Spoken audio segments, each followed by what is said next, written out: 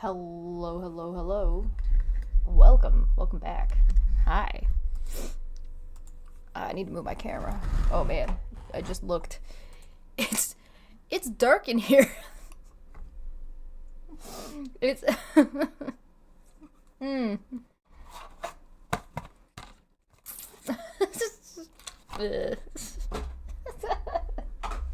Hi, happy Tuesday, everybody. We're back to looking at Reiketa Law. This asshole, and he's gonna interview another asshole. So we're gonna watch that because that's what we do with our lives. This is a productive this is a productive place.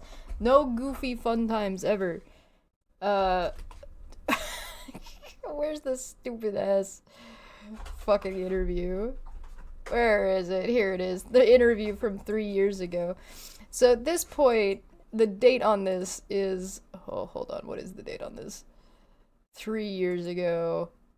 2021. So, yay! Nick Reiketa shouldn't have been trusted in the first place. That is what I've been saying this entire time. This entire time I've been like, why was anybody listening to this dipshit? Like, not even just, like, his own audience, but, like, he grew an audience off of this. His audience got bigger. He brought in more people doing this. And I'm like, oh... Why was anybody that not only just him though, right? Like other YouTubers were listening to this man and like taking him fucking seriously for some ungodly reason that is beyond my comprehension, beyond my understanding. I could never know. Alright, how's that? Is that oh god.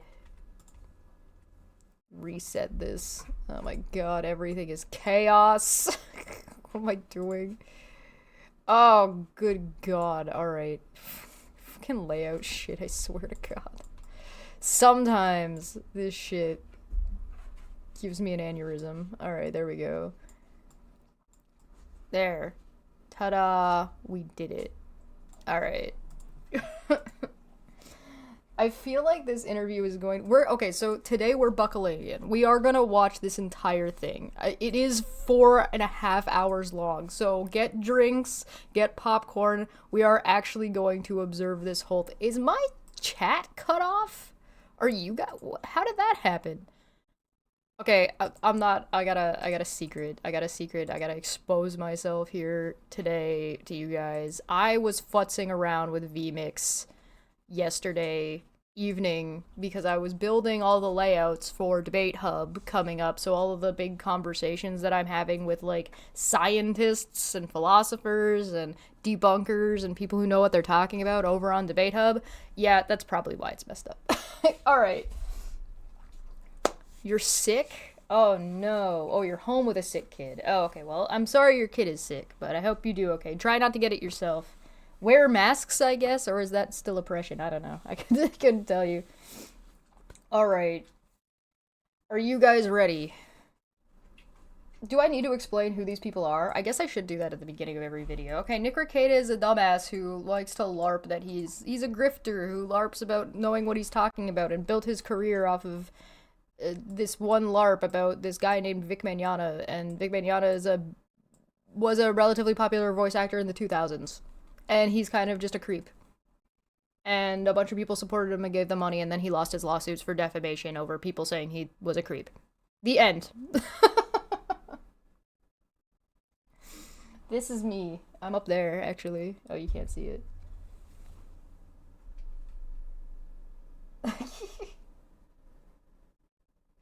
There we go. Alright. Alright, let's get this stupid shit... Get this. Oh no, you're both sick. Oh, I'm sorry. That sucks. All right, let's get this thing rolling. Oh, there's no subtitles. For anybody watching with subtitles, I'm sorry. I'm not gonna speed the video up, by the way, specifically because that way people can watch it later sped up without having to speed up and slow down and speed up and slow down. So this one will be normal speed. So if you're watching it later, at least my video should have subtitles on it. But whatever. Let's. Oh my god! But then it just. Oh, Vic leaves. I was like, wow, this is really big, and then Vic leaves. Well, at least that means I don't have to watch 4 hours worth of content, because Vic's gonna be gone in 2 hours. Okay, nice. Lucky me. Yippee!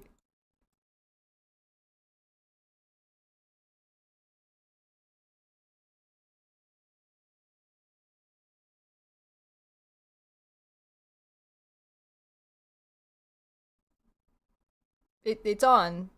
It. Oh, there we go. I'm muting his opening. I don't care. Hypocrisy. Hey, what's up, guys? Welcome to Law-Splaining the Interwebs. I am your host, Nick Reiketa of Reiketa Law, a small law firm in central Minnesota. And with me today is a very, very special guest, Mr. Vic Mignogna. Nick Reiketa, is it really you? It is really me. It is really me. I'm here in the flesh on your show. You're taller than I imagined. That is true. I am definitely taller than you imagined. Yes. Also taller than you, if I... Well, that's not saying much, bro. I'm sorry. I just... That's nothing to brag. Oh, does Vic Mignogna have short man syndrome? I believe that. About, I promise. We are here to get the record clear, and that needs to be straight out the gate laid out that I am taller than you. I just, this is the world. There's no argument. I concede that point, and we can move on. Hey, thanks for having me, man. Thank you so much. I appreciate the chance to talk with you, and first and foremost, can I just say this, Nick? Yeah. To all of your viewers, listeners, followers, whatever, thank you. A lot of people may not know this, but I had no idea who Nick Reiketa was, and I know it's hard to believe who doesn't know who Nick Reiketa is, but when he sent me an email 2.5 years ago, I had no idea who he was, and I was getting a lot of messages of support and kindness.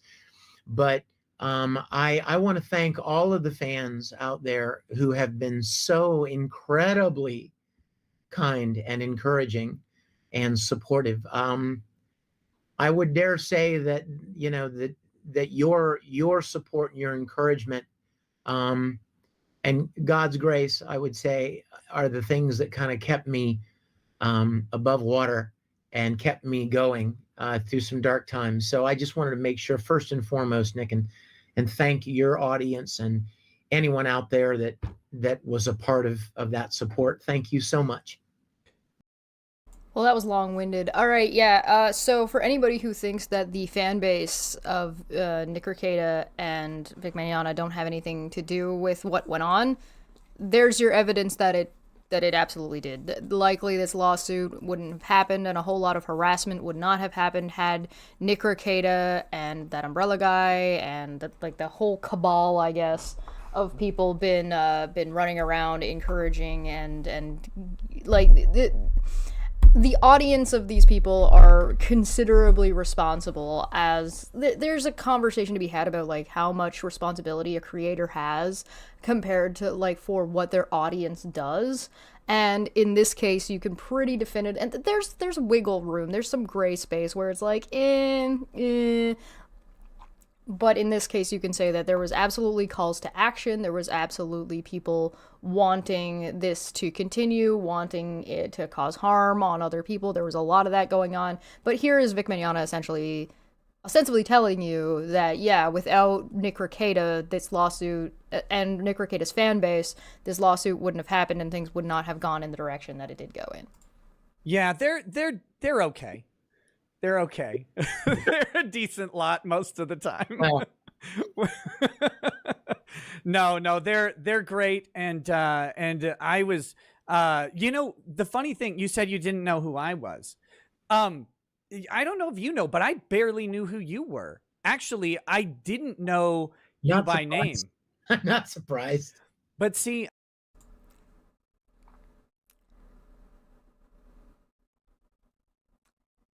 so with the video, because remember the video we watched yesterday actually came a year after the video that we're watching now. So when Nick Reiketa admits that he didn't know Vic Mignogna, didn't really know anything about anime, and just saw an opportunity to grift, this is consistent. Like, even here, he's like, I didn't really know who you were. I didn't know much about Ant. Like, I saw a grift and I took it. And Vic Mignogna's like, yeah, great, thanks, perfect. That's exactly what I needed. Very Christian. So I had never, like, then your name didn't mean anything to me particular. However, on retrospect, I realized that about 3 to 6 months, somewhere in there, prior to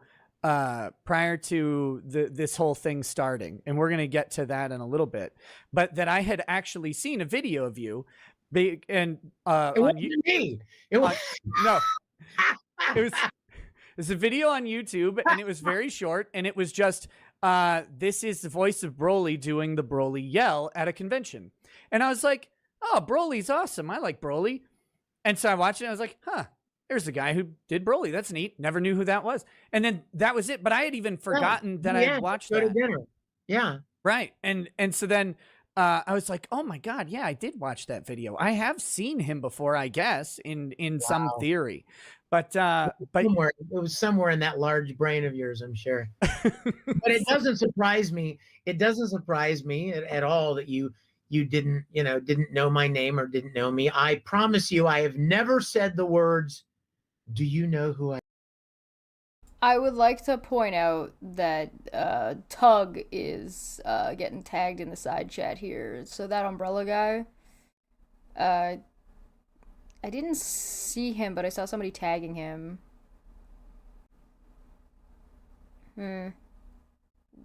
We still do at Tug. No surprise there, though. I am. No. I don't expect to be known. I'm always kind of surprised when somebody goes, hey, are you? I'm like, no. It depends. Yes, Did you put anything in my food? That is a lie. We have watched Vic Mignogna being an arrogant prick. This is a LARP. He's just pretending to be humble when he is not. No, I actually have a life goal of getting my name on like a park and then becoming a drunken vagrant and passing out on a park bench, only to have a police officer come up so I can be like, you know who I am? You know, my name's... Ooh, that didn't age well. Oh, that didn't age well at all. This video is from 2021. Uh-oh. Oh boy. For anybody out of the loop, Nick Reiketa had the police show up at his house, and he had cocaine, and his kids were there was taking care of firearms. The kids tested positive for cocaine in their system, like, according to the records so far. He lost his most recent filing. I don't remember what kind of filing that is. I'll check while he talks. On a park side. This is my park. So that's the only time I would. Everybody, sure. That's when I would unironically use it. That's it, though. But that's the long plan for that. Okay, so we're not here to just banter back and forth and joke. This has been an interview that's over 2 years in the making in some way. I mean, it didn't really start out that way, but that's kind of what it's grown into is, I think, and I've thought for a long time that it would be great for you to share your story about all of this, in some way, because. What do you mean? He didn't shut up about it. Like, the way this is being presented is as if, oh, that's the wrong button. Is as if, I forgot I downloaded it already. Sorry. It's as if, like, Vic Mignogna doesn't have a platform.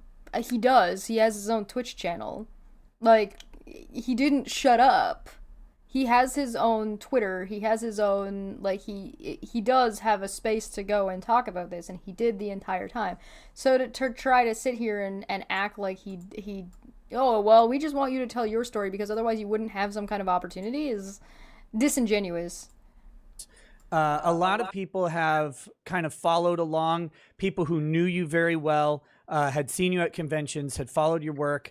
And then some people who had never heard of you before have also come in kind of to this through all sorts of channels, not, you know, like not just my YouTube channel, but I'm talking about through this channel of this idea of cancel culture, of all of this stuff. People have said, here's a guy who fought back. And that has been, in a way, a lightning rod to bring more people kind of into your story. But what they haven't really gotten, I mean, a few people probably have, but I'm talking about the broad audience has never really gotten kind of your journey through this mess. And so I know it's probably not the most fun subject. No, not at all. To talk about, but I'm hoping we can kind of walk through it a little bit.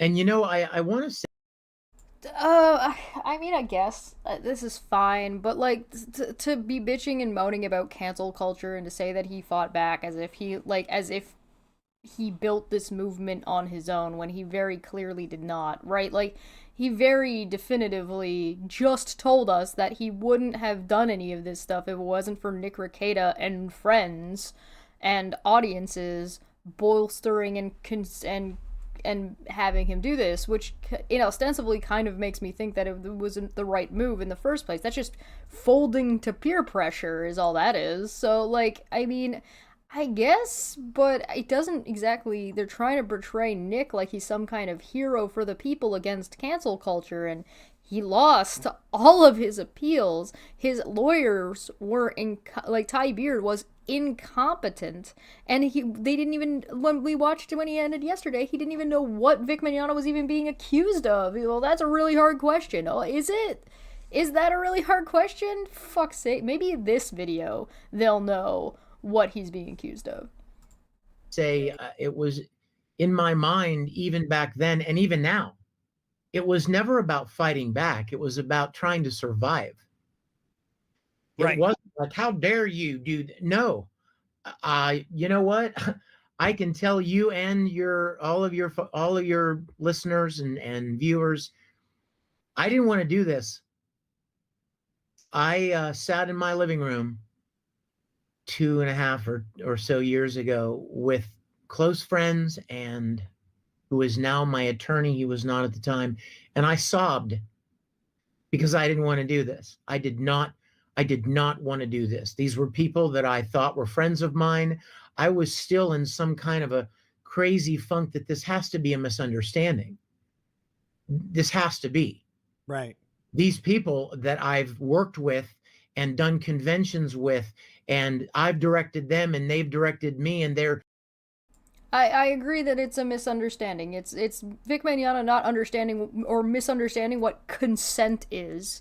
He doesn't even understand. One of the things that I've noticed every time we've talked about Vic Mignogna, or any time I've talked about, like, looked at what Vic Mignogna is saying, he consistently does not understand the criticism he was getting. So either it's because he doesn't understand it and is misunderstanding it because he's just dumb, or just like can't comprehend it, like it's beyond him, or he's just choosing not to. He's just like covering his ears and dodging or what's the word I'm looking for? Deflecting what the actual piece of criticism is. The criticism is not, you're not allowed to touch anybody. The criticism isn't, you're not allowed to have a career. The criticism is, you're touching people who don't want to be touched. Don't do that. It's not appropriate for a workplace. And you went, no, I can't touch people. I'm being canceled. Why? Again, one question for all of the Vic Mignogna fans out there, for all of the Nick Reiketa fans out there, for all of like that umbrella guy, Yellow Flash, all of them, all of you people who are fans of these people and who have been supporting them or did support them over this issue. Why are you so desperate to touch everybody when they don't want to touch, like, at all? Like, why? Why do you want this? Why is this a hill to die on? I don't understand. Tell Elmo. You all have seen dozens of videos and photos from conventions where we're all yucking it up and and laughing together and hugs and kisses and smiles and photos. And I desperately did not want to do this. And it was a matter of trying to survive. You know, I put 20 years into this career, and I was very, very grateful to be a part of it. So grateful for so many of the fans that enjoyed my work over the years, and I And you failed. So, for anybody who needs an update about where Vic Mignogna is now, he's hanging out with Alex Stein. That's a short answer. And I believe, if I'm not mistaken, he is doing, like, daily devotionals on Twitter or something. He was for a little while. I don't know if he's still, like, is still doing that. I haven't actually looked into his Twitch channel in a little while, because I don't care that much. But he's not working in the anime industry, short answer. So, if he wanted to survive, he took the wrong path to do that. Fallacious and ridiculous lawsuits that have no grounds is not usually a very good way to prove that you're right about something. Retaliatory lawsuits and court filings are usually not very successful. Daily Victory on social media, and he's still on Twitch on Wednesdays. Well, if you want to go check out Vic Mignogna, he's on Twitch on Wednesdays. I don't have a link. You'll have to go do that. Go do that yourself. Maybe we'll tune in one time. When it all started on social media, I put out an apology. Didn't matter. Right. Then I wrote some of them. Because your apology didn't address the criticism. Your apology was a non-apology because it did not talk about the actual issues that people had with you. And sometimes being sorry isn't enough. I don't know if you've ever heard of the term redemption, and I don't know if you've ever heard of the term consequences, but sometimes when you do something, even if you're sorry, those consequences still follow through. Those consequences still, the results of what you've done are still in effect, whether you're sorry about it or not. So that's literally, I'm talking to children. Hi, kiddos. How you doing? I don't have any crayons with me, and I'm sorry for that. Maybe next time we'll get some crayons and we'll get some felt and we'll stick it up. Look at the happy little guy up there. Happy little guy. It's okay. It's okay. Redemption means you need to be sorry first and then do better. Consequences is dealing with the results and the follow-up of whatever action you took. How sorry you are is irrelevant. You don't get to cry your way to redemption. You crying doesn't undo what you've done to people. And this is what you've admitted you've done to people. Again, I'm not going off of stories that people have told. I'm going off of the literal things Vic Mignogna said he did. I don't need to use the other stuff. I mean, I can. I have no problem with the majority of the stories that were told about him. I certainly think that most of them are very true. But so what? You being sorry is irrelevant. Do something about it. Do better. And you chose not to do that. You chose to kick and moan and scream and throw a tantrum instead of, being an adult and being like, oh, I'm old and my way of viewing the world, it was wrong. Because it's not like you were ever right to begin with. Privately and said, I don't even know what this is about, but in the name of our longtime friendship, please, can we talk about this? No answer. So yeah, why would you're not entitled to people accepting your apology. Do you not worship your Lord and Savior Jesus Christ? Is redemption and forgiveness like a core teaching of like what penance actually looks like? Like that's a whole major part of Christian theology. And you're telling me you don't understand the basics and you're teaching daily devotionals? Are you fucking kidding me right now? What?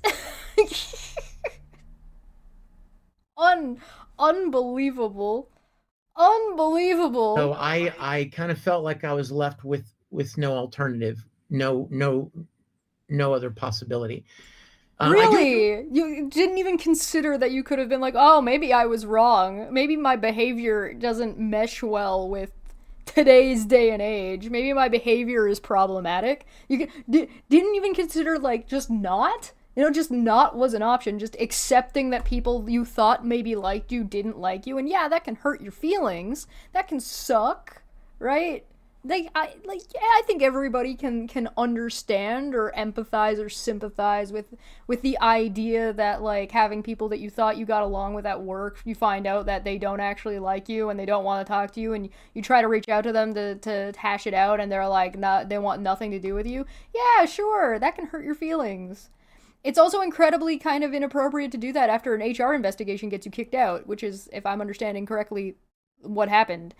If you were part of an HR investigation that resulted in a coworker being fired, how comfortable would you be over, like, potentially sexual misconduct?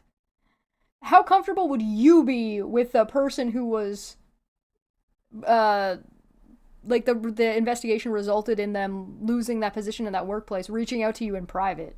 I wouldn't take that call, would you?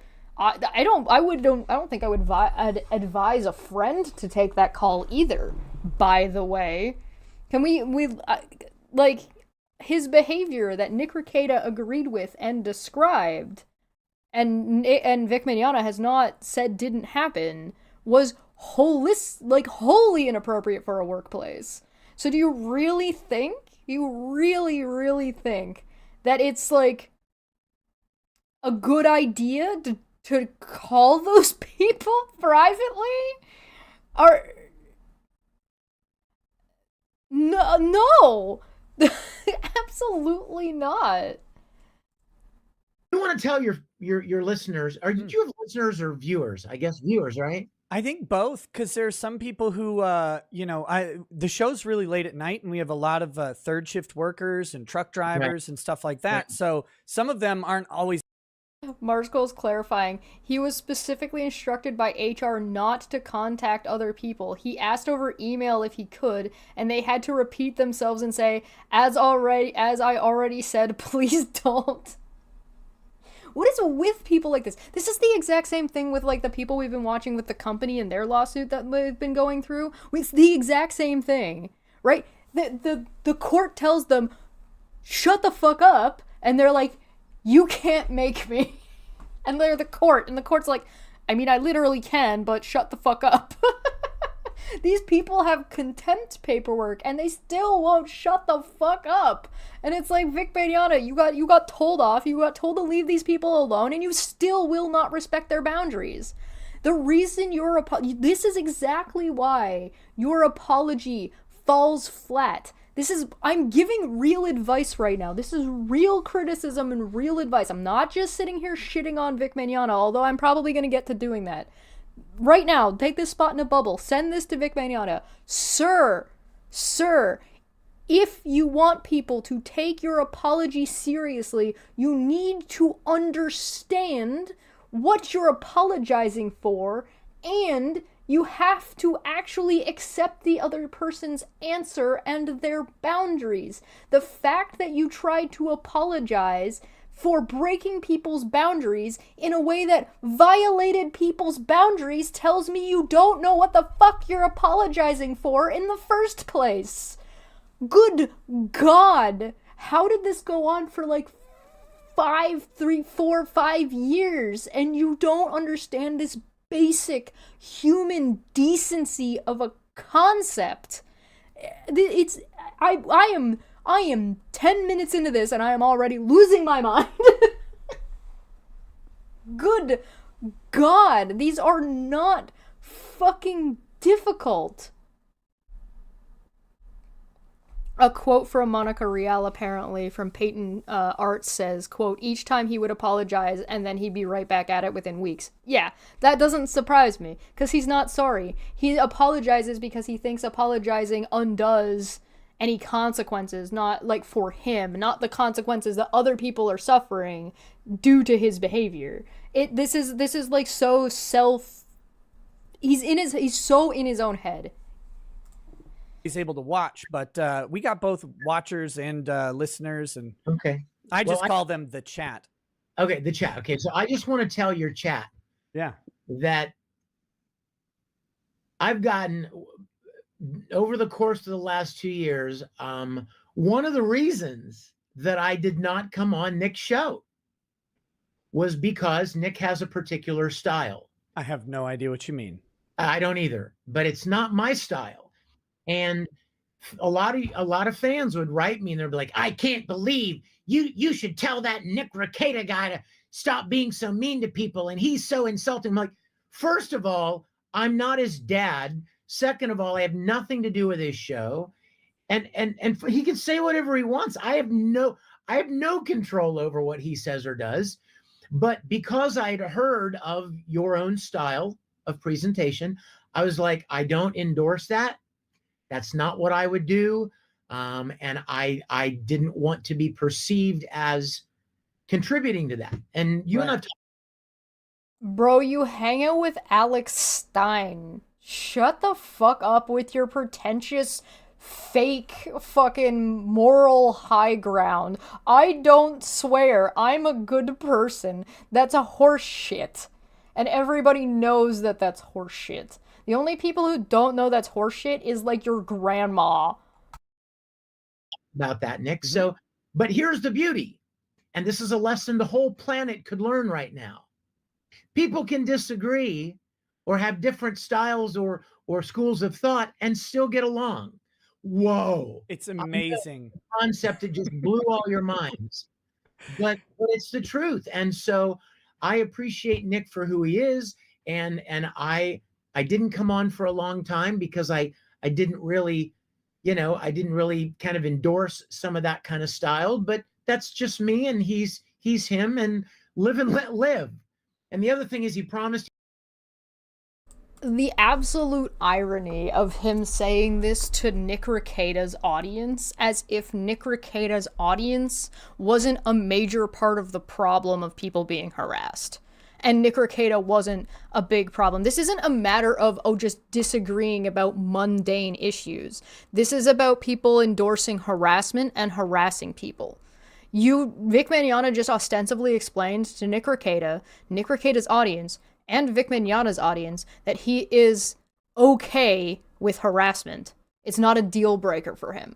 He's just like, well, I'm not gonna harass anybody, but if you do it, hey, thanks for supporting me. That you want to talk about concepts that you just blew people's mind with very insular concepts, bruh. Could you understand the word context? No? Okay. He wouldn't drink during our interview, so yeah, Gee, I don't know why black people don't just get along with the KKK. They could hang out together. Maybe. Why can't we be friends? Gee, because we don't negotiate with terrorists, Vic.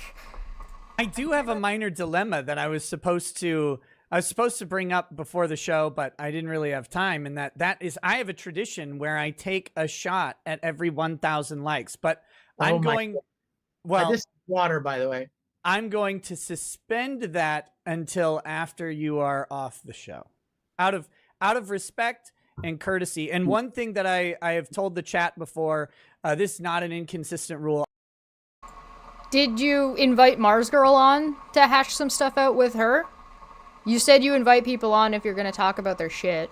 I'm just curious. Hey, Mars Girl, you're in the chat, aren't you? Did you ever get an email from a courtesy email from Nick Reiketa asking you to come on and give your side of a story? I'm curious to know. He just said it wasn't an inconsistent rule, which means it's a consistent rule by definition. Well, I will never actually drink on a show where it would make my guest uncomfortable or compromise them in some way. I've had some guests who are sober, recovering alcoholics, and you know, I don't want to put any sort of pressure on comfort on them. So Very kind. so I will be suspending that until Oh, the drinking is the problem. Yeah, nobody, whatever. That's such a non-issue. Mars Girl says, so it wasn't even, wait, so it wasn't even the harassment or the language that, it was the alcohol that Vic had a problem with? Alright. Mars Girl said no, not once. Reiketa Law shit-talked her for a couple of years straight. Yeah, okay. That's what I fucking thought. you know, I believe that after we're done with this interview, because I don't know if you're going to be able to stay the whole time for the whole show. I don't think I am, but you know, I'm hoping we can do, you know, hour and a half maybe. Yeah, so we'll get to some good stuff, and then after that, you know, I can take care of those silly show traditions. Okay, back to business as usual. Right. Right. Now that we've gotten rid of that prude manana, we'll. No, and I mean, yes, it's weird that somebody who's so sexually inappropriate with people doesn't like people drinking around him, but I think it also makes sense that he goes on to Nick Reiketa's show and is just like, don't drink while I'm here. And the fact that Nick Reiketa's like, yeah, okay, no problem. I mean, I think there's something to be said about, like, you know, when you go onto somebody else's show, you have some respect, and you have some respect for your guests when you bring them onto the show, right? Like, I think that, like, there's a give and take there, and I think that's fine. I think that's reasonable. This is just a really weird one. Like, I can understand if Vic didn't want, like, to hang out with Reiketa while Reiketa was, like, sloshed. But for him not to have, like if I was talking to Vic and I had a beer, is he gonna, like, throw a hissy fit? Like, that's kind of fucking weird. But I think that what you just said is really interesting, because it's emblematic of this entire thing, this entire culture that we're in right now, and we are in it. I mean, America is fully in it.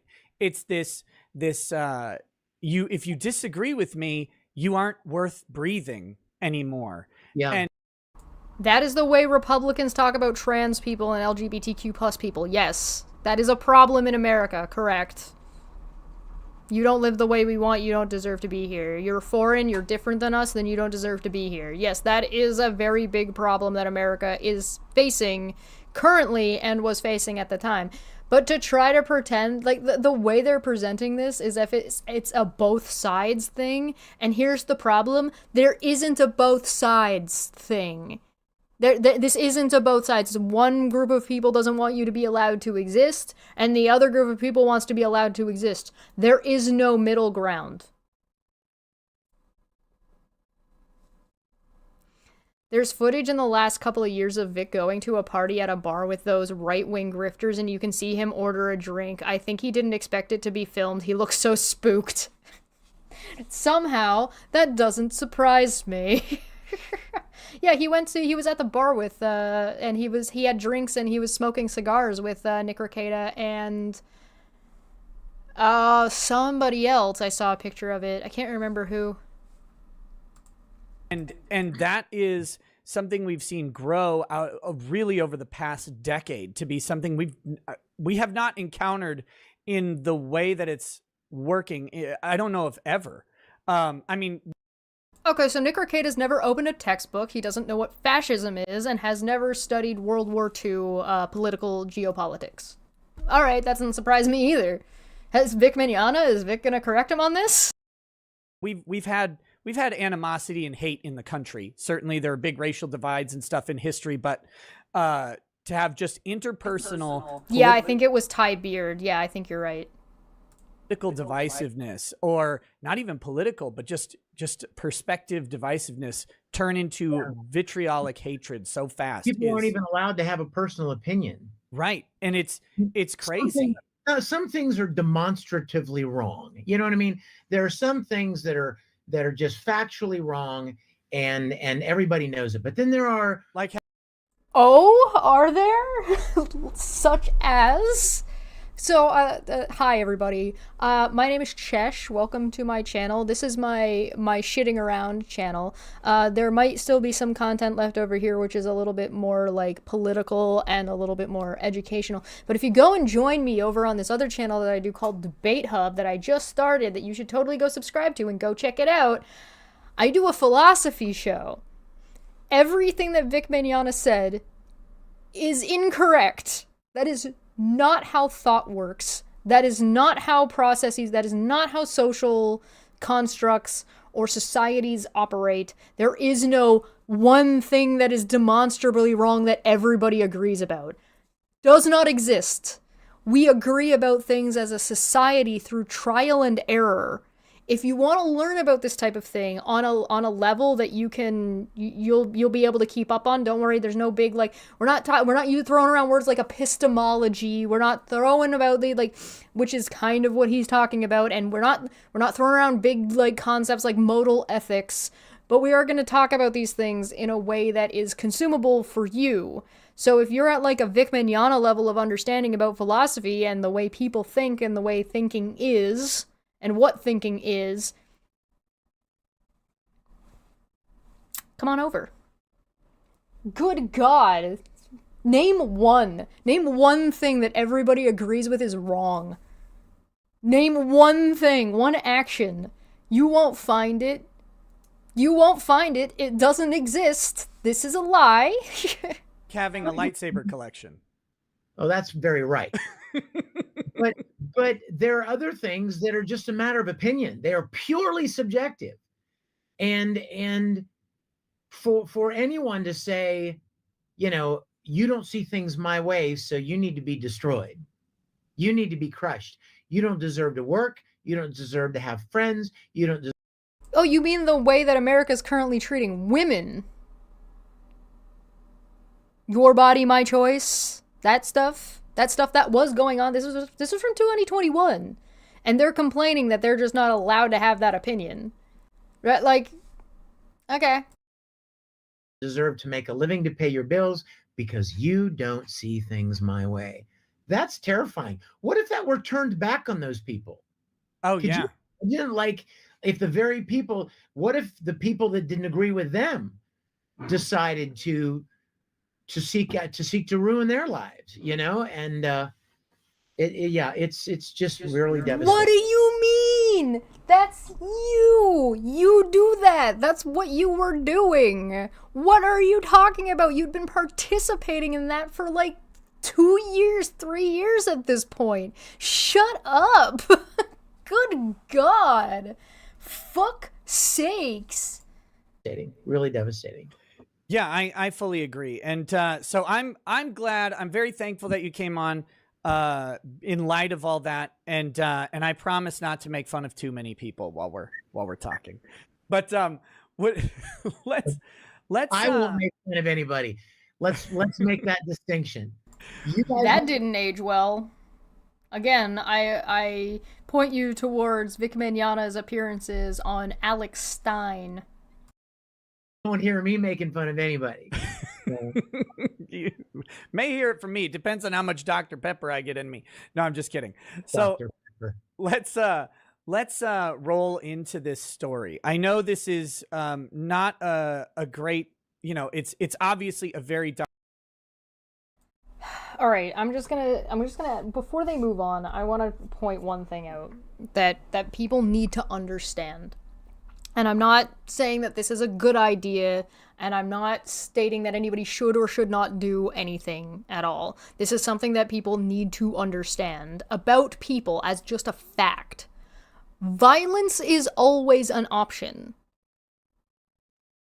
When it comes to people and humans, you trap an animal in a corner. Vic literally just described it. He said he felt like he had no other options, and so he went on the attack. He literally just explained that he did that.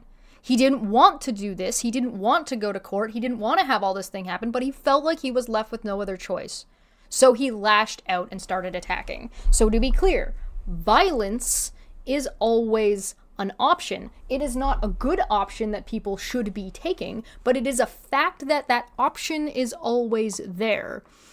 And politically speaking, in a polarized political climate, when you have things where groups of people are being violently oppressed by their government, which you currently have going on in America and are about to have more of going on in America, you will not be surprised that some people are going to feel like that the only choice, the only option is violence. The only reason women's suffrage went through was because of World War II and riots that happened. Women's suffrage was a violent endeavor. Freeing the slaves, violent endeavor. America becoming its own country, a violent endeavor. Very few times does an oppressor allow the oppressed people to no longer be oppressed without some kind of show of force. One of the only reasons Canada was able to become its own country outside of Britain was because we agreed to still let them kind of participate, and they had already just lost to America and didn't have the resources.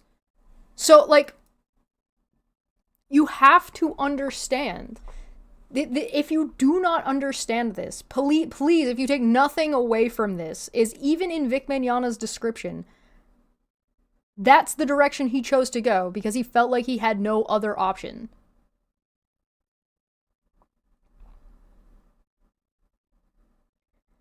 Freedom itself is built on violence. Correct. Peru, correct. Exactly. Please understand this.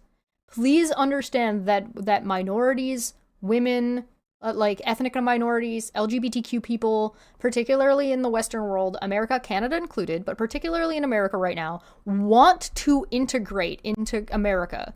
That is starting to change. And American people, like people like these two, need to understand that they are lucky that these people want to integrate as opposed to overthrow. And that opportunity is slipping and sliding slowly and slowly further away because of people like this. Because of people like Nick Reiketa, because these are the average people in America. As we found out from the most recent election. And it's gonna get worse. But please understand this. Please. I'm not telling you that you should be violent. I'm not telling you that violence is a good option. I'm just telling you that it is a fact that it exists.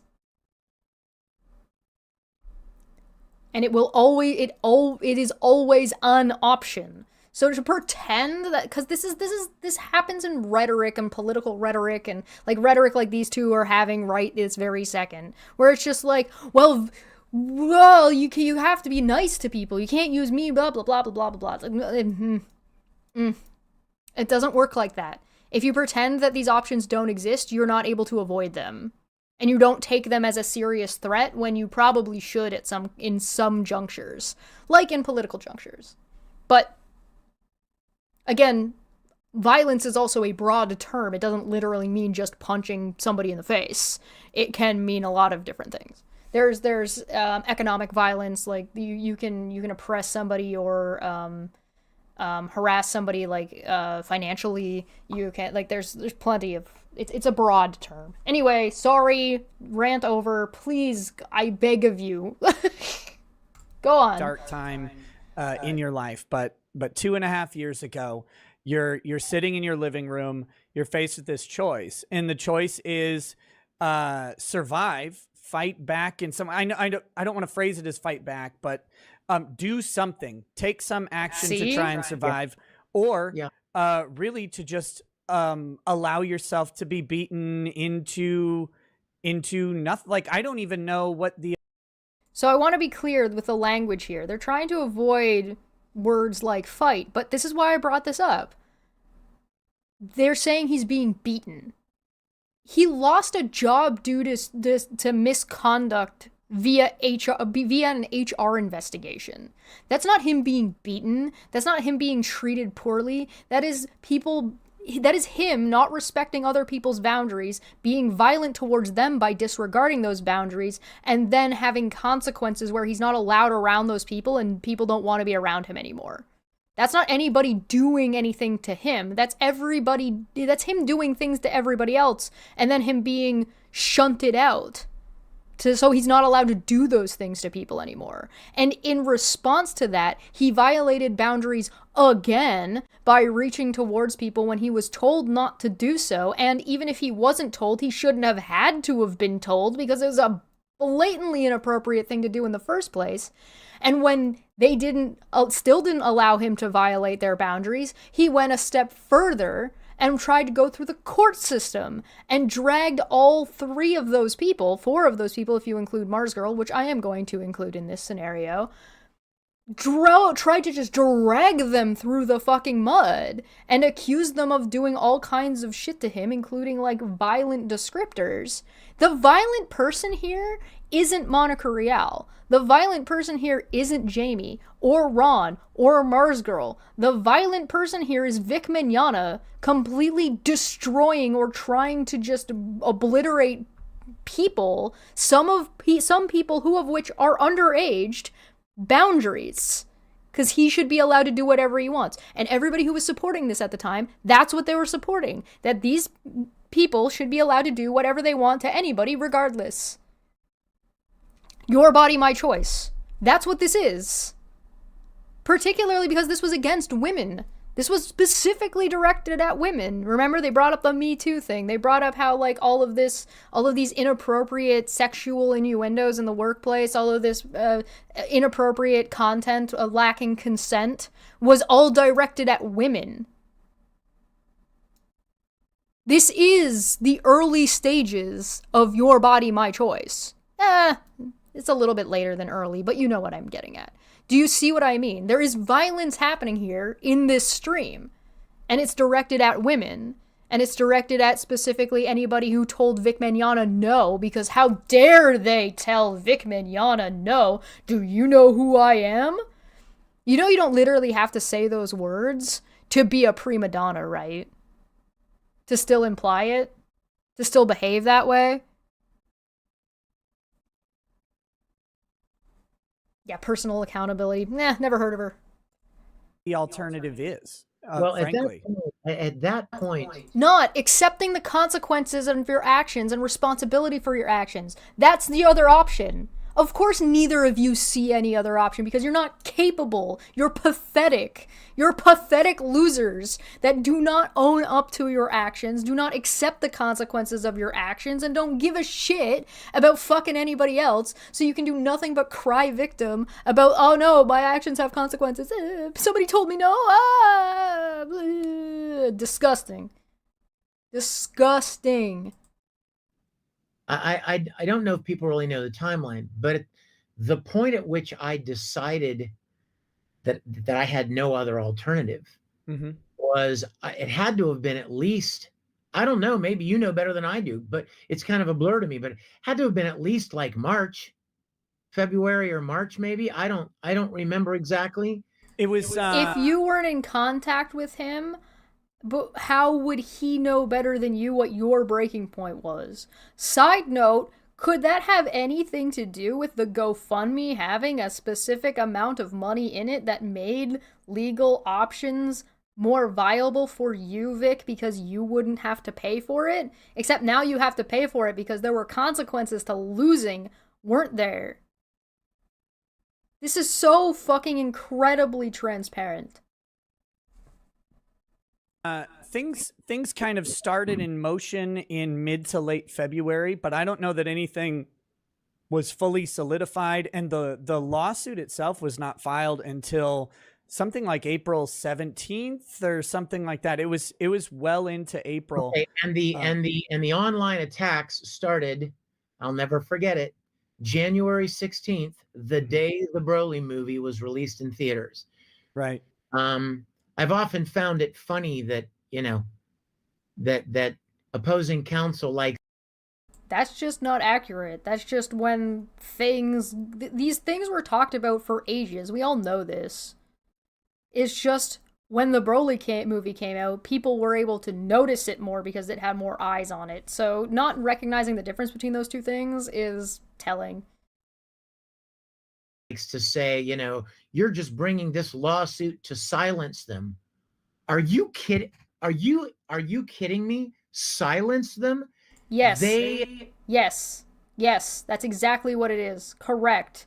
They've literally said that out loud multiple times. That's exactly what it is. ran roughshod, without no restraining orders, nothing, nothing impeding all of these people from just piling it on nonstop 24/7 for 2 months. What is it? Their opinions? 2 months people talked about how they didn't like you? Oh. Oh no. Before I even during that time tried to apologize and tried to figure some other way Continued to violate their personal boundaries, yes. besides this. So the whole idea of silencing, that's absurd. Silencing them. You literally just described exactly why it was exactly that. They talked about you in a way you didn't like, they had opinions that you didn't like, and so you took them to court. Yellow Flash laid it straight out. Are you kidding? They talked.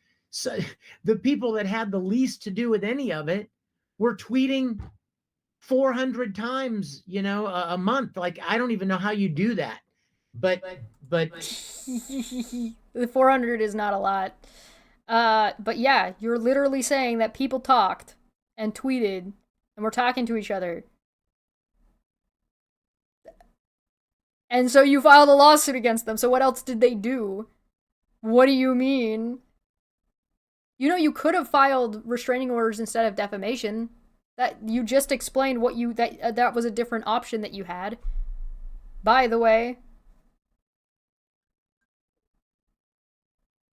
why did you choose defamation over harassment? That's a good question. Does anybody know the answer to that one? There was an awful lot. My point is, an awful lot happened before I decided that I had no other alternative. Right. And I want to. You literally just listed another alternative that you didn't take. A harassment restraining order.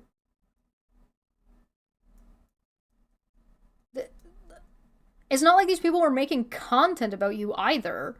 Whatever. I want to kind of clarify something with you. Honestly, I don't think a harassment restraining order would have worked regardless. Well, it depends on whether or not people decided to fight it. If he filed harassment restraining orders, and the people decided to fight it, I don't think he would win.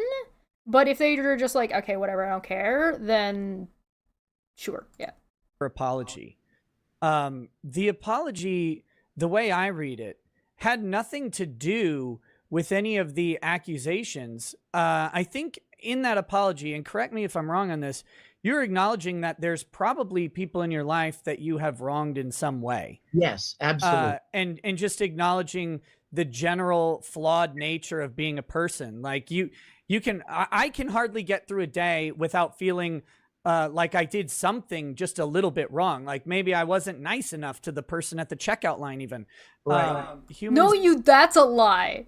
That's a straight lie. Nick Reiketa does not consider those things in his day-to-day life. Maybe he will in the future, but as of this video, absolutely fucking not. He's an asshole online. He makes his money being an asshole online. That is a fucking lie. It's not even remotely true.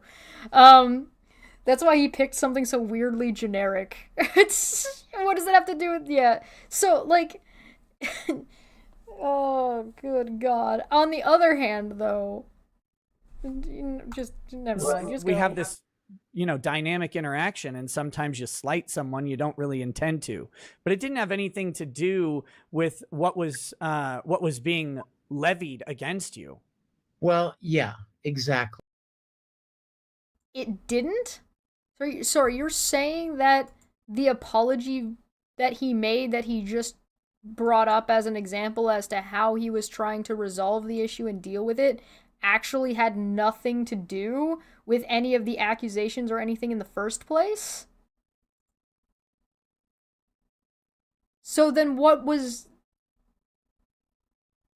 then why did you just present that you apologized and that it didn't matter if that apology wasn't relevant to those things anyway? Can you pick a lane? Which is it? Was this apology something that you intended to do to help resolve these issues, or was this just a general throwaway apology where you were trying to placate and condescend to your fan base? Like, because that's what you're describing now. Which, are you serious? Do I need to read the? I'll put it in the description. I'll put the tweet in the description with the apology. I've already talked about how that apology, even if you were to take out the apology part, the sorry not sorry part of it, it's admissions to things that he did. He's admitting to shit. So okay. I came to understand that there could certainly be people out there that I assumed would never have a problem with me putting my arm around them for a photo, right, or something of that nature. The apology specified hugging and kissing. There is not any fucking, like, issue about putting your arm around people for a picture. That literally has not come up. You grabbing people around the shoulder and then holding them in is not a lackadaisy, like, stop this is, again, we're back to, you don't understand the criticism, either because you don't want to accept it, or because you're too stupid to understand it. I think it's because you don't want to accept it, because if you accept it, then you have to, that is self-reflection. That means that you have to understand that you fucked up, and you are too pathetic for that. You can't handle that. You're too weak to handle that you are the problem. And when I read or heard about all of, these, he put his arm around me for this photo and it made me uncomfortable. And I, at first I was kind of upset about it. But then as I thought about it, I thought, why were you upset about it?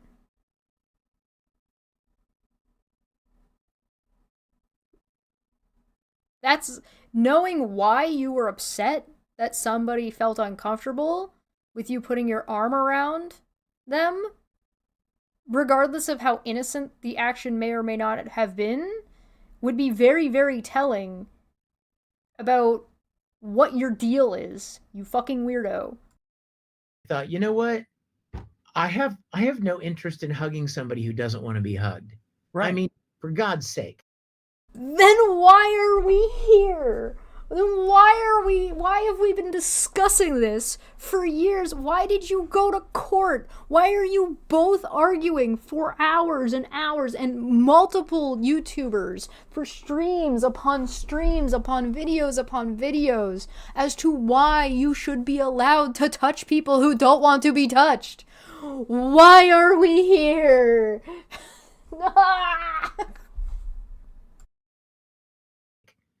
I would never in a million years ever want to, to push myself like that on somebody.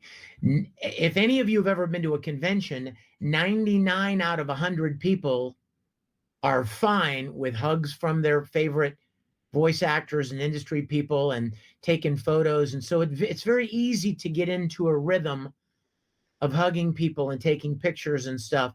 But it occurred to me that's a lazy excuse. If you care about your fan base so much, why are you not concerned with their comfort?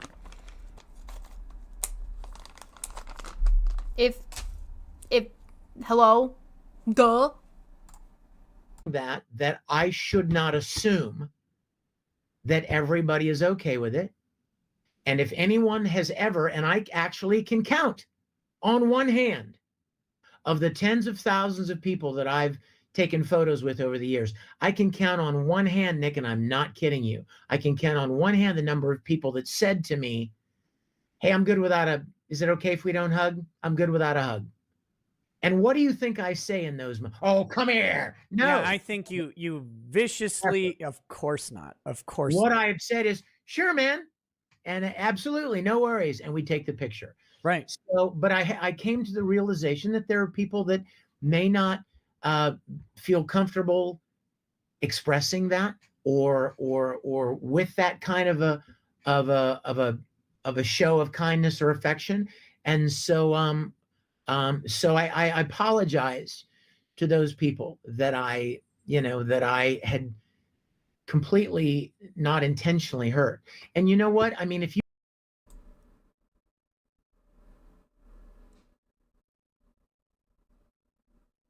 It's not an excuse.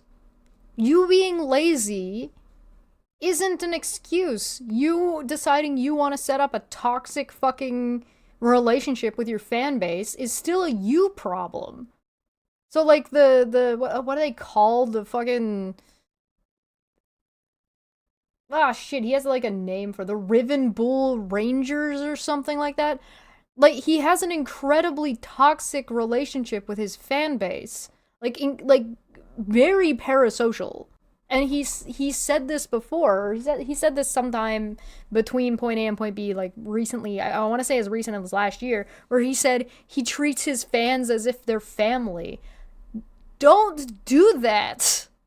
That's gross and weird. you guys Also, I hate to be the bearer of bad news, Vic, but your analogy of tens of thousands of people that are fine with you and 5 people not being fine with you makes it not fine. Those 5 people matter. Like they're not just a number. Trying to like break them down, break people that you have hurt down into a statistical anomaly isn't a point in your favor. It's not the flex you think it is. It just makes you look like a dick. Because you're just pretending these people don't matter because there's not enough of them. So how many people would it have to be? So that means that you have just set up a scenario where there is a specific number before you will care about other people's boundaries. So what's the number? Out of 100 people, how many people have to be uncomfortable with you before you care? Again, I will point to the way this analogy falls apart, by the way, is if you say, "Hey, I'm a healthy man with good, strong sexual urges, and I lay with women consensually often, but you fuck a goat one time," yeah, you're a goat fucker. It doesn't matter.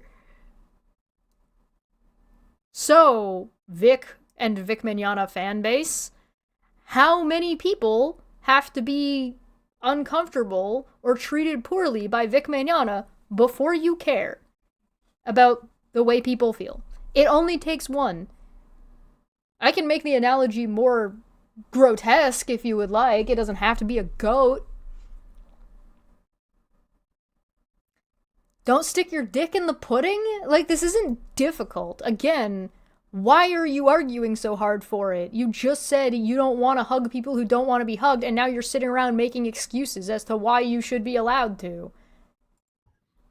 This is really hard to say in front of a camera, but I've already done it once, so I might as well do it again, right? Yeah, I guess. My deposition was very clear. Mm-hmm. Yeah, it was. You stalked 2 women around that were probably less than half your age around a convention. And then twins that you invited back to your room for sex. And according to them, you didn't let them go easily. We'll put it that way. Soliciting incestual sex is illegal. I have failed in my life. I've made poor choices. I've made some bad choices. I was unfaithful in my relationship. I drifted away from my faith. And then you did it again to Farah. And now you're married to Farah and Hannah, I think the other woman's name was. Two women, and now you're married to a whole different woman that was neither of these two that had a whole blowout about you. Okay. faith, and it allowed me to you know to behave in ways that that I regret. You mean you were sleeping around at conventions and cheating on your wife? This is a really, if you're gonna be, like, make a big deal about how, like, oh, I've already said it on camera during my deposition, I guess I'll do it again. Yeah, you were sleeping around at conventions while you were married, committing adultery.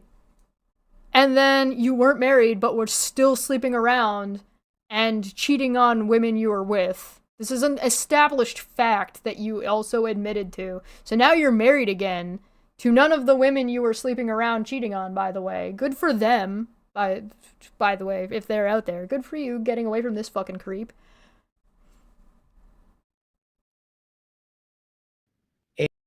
Another example of Vic never fucking learning and just apologizing and then doing it again.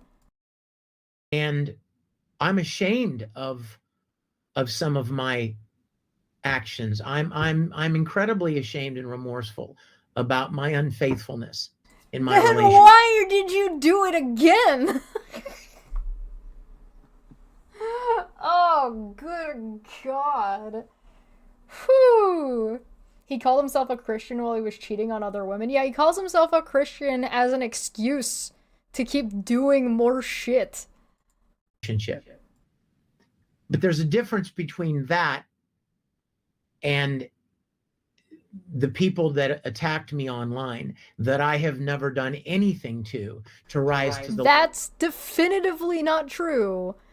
You did things to Monica and Jamie as part of the HR... Sorry, which one was it? Was it Monica that was interviewed? You did things directly to Monica. You admitted that you did things to Monica. Just because your intention wasn't bad doesn't mean you didn't do things. You admitted to doing things to people in your deposition. So you're admitting that you did the things, but now you're saying, but you didn't do the things? That's not how it works. Your intention can be whatever you fucking want, right? But that doesn't mean... Consequences. Actions? Consequences. Actions. Consequences?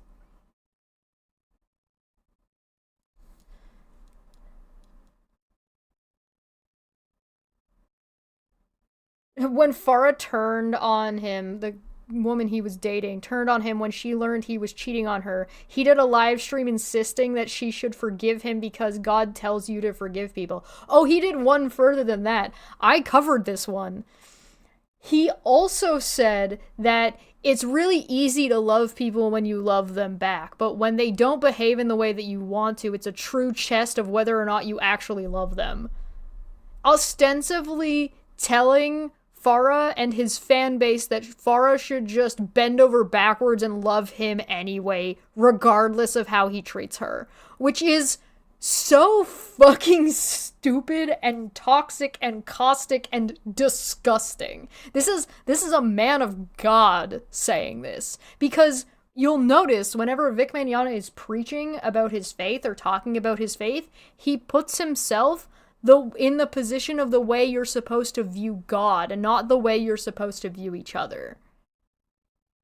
I don't know if you noticed that. You're supposed to love God regardless of what God is doing because you don't understand God. Not each other. That's not how it works.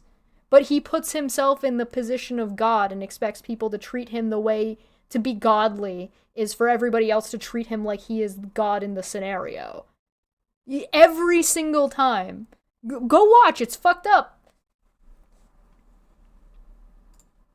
The level of this kind of attack. And so I don't want anyone out there thinking that I think I'm some paragon of virtue and that, oh, I've been so wronged. No, I'm a flawed human being just like all of you are. If you really... So then the attacks were justified? That what you're saying? That you're not just being attacked, you're a flawed person, so people are right and it's fair for them to criticize you and have opinions about you that aren't favorable? So what's the problem? What did these people do that was so unreasonable? Because you haven't listed a single thing. You just said they piled it on, whatever it is. You mean they had a conversation that was publicly visible amongst themselves about how much of a piece of shit they thought you were? That's not against the rules. If we're all honest with ourselves, I am, and I had to face, a table full of people and acknowledge that, yes, I have made mistakes in my past, and I've made poor choices that I'm sorry, did he just admit that he got interventioned? Is that what he's talking about? regret. But the people involved in this suit, I never did anything to deserve the kind of treatment that has come from it. Explain. So Then explain it. What have they done? What did you do? What was the scenario? What was the action and what was unreasonable? Because so far, all of the reactions that I have seen to Vic have been reasonable. Vic's behavior is actually outrageous, and Nick Reiketa and that Umbrella guy and Yellow Flash and Fat Man DD1 and Munchkin and all these fucking people, Ty Beard, who's in the live chat right now, all like their live chat, I mean, not my live chat, their live chat right now, are all just treating his behavior as if it's fucking normal, and his behavior is not fucking normal.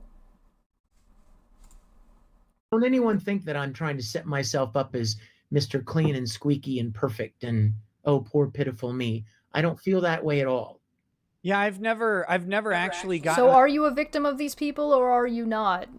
Remember, what was that, yesterday when I was just like, when people want to have their cake and eat it too, you're the victim of these people and they've been so unfair and they've been attacking you and you were having a breakdown over it, but you're a flawed person and this isn't justified, but I'm not, like, pick a lane. That impression from you, the only time that impression has ever come across is from people who actually I assume have never met you. Yeah.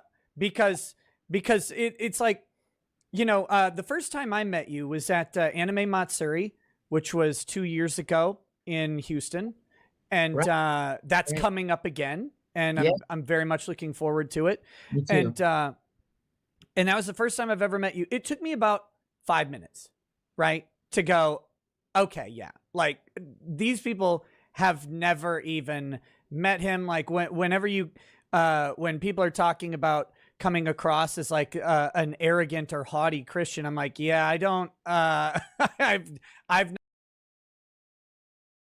Your mom makes a good point. No, the fact is, it is normal and it's fucked up. But yeah, you're right. Yeah. So like his behavior is normalized, but it's unacceptable. Does that make?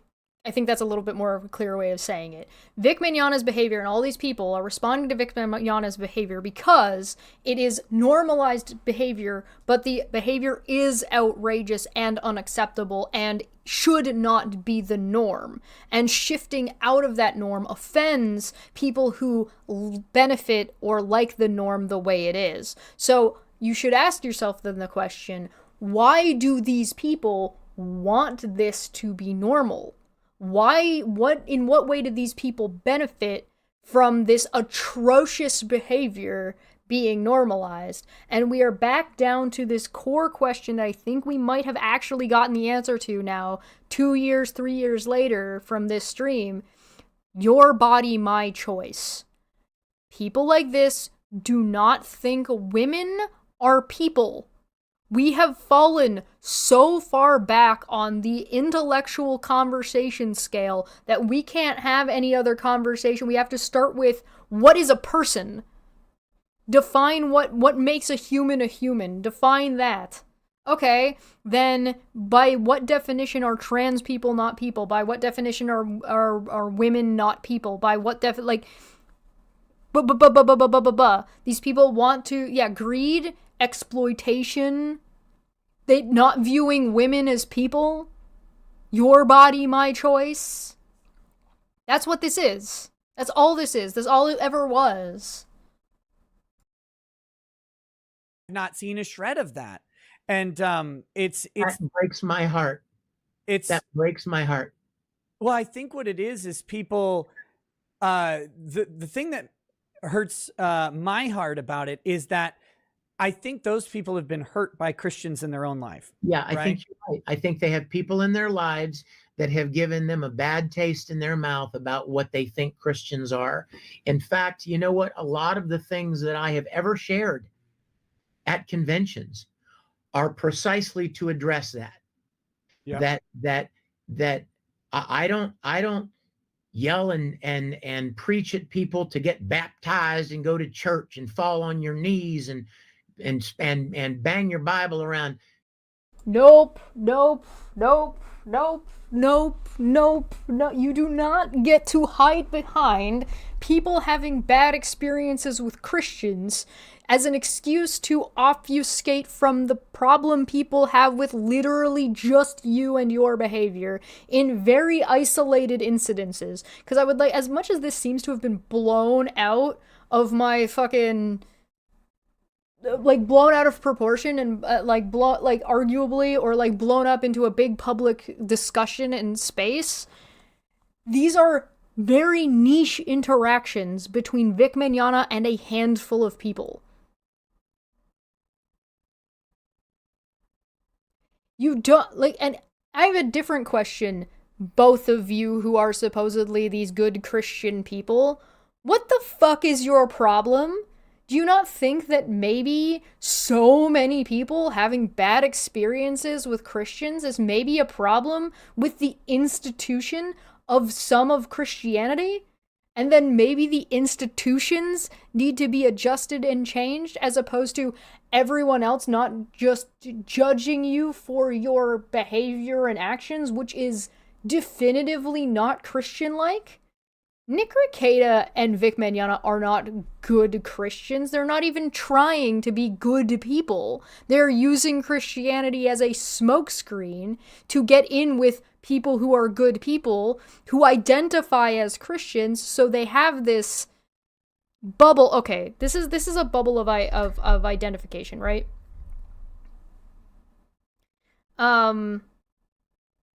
When you identify with an ideology, or you identify with a theology in this case. So if you identify as a Christian, and being a Christian means being a good person, then you are more likely to believe that if other people also identify as Christians, they are going to be good people, or at least they are trying to be good people in the way that the church or your location or your understanding of Christianity is. Predators like Vic Mignogna and Nick Reiketa take advantage of the way that sits in your brain, because then you're like, oh, they're Christians, they must be at least trying to be good people. Vic Mignogna's not trying to be a good person. Listen to him. Look at the way they behave. Nick Reiketa's not trying to be a good person. Look at him. Look at the way he behaves.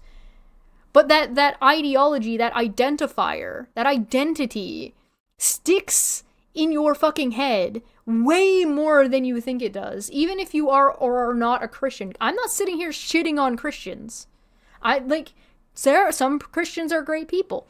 Some Christians are shitty people. And shitty Christians who are shitty people use and take advantage of these good people who want to be forgiving, who are trying to embrace people who are making mistakes and are trying to be good people themselves, who are trying to embrace people like this because these people say they are those people and utilize Christian rhetoric by saying, oh, words like forgiveness and faith, and they've sinned, but they had a radical experience with their faith to be better people, and they had to confront that, and that was really, really hard. And then they just do the same thing over and over and over again, and Christians are just taught to roll over and just accept that. You don't have to do that. It doesn't make you a bad Christian to not accept grifters.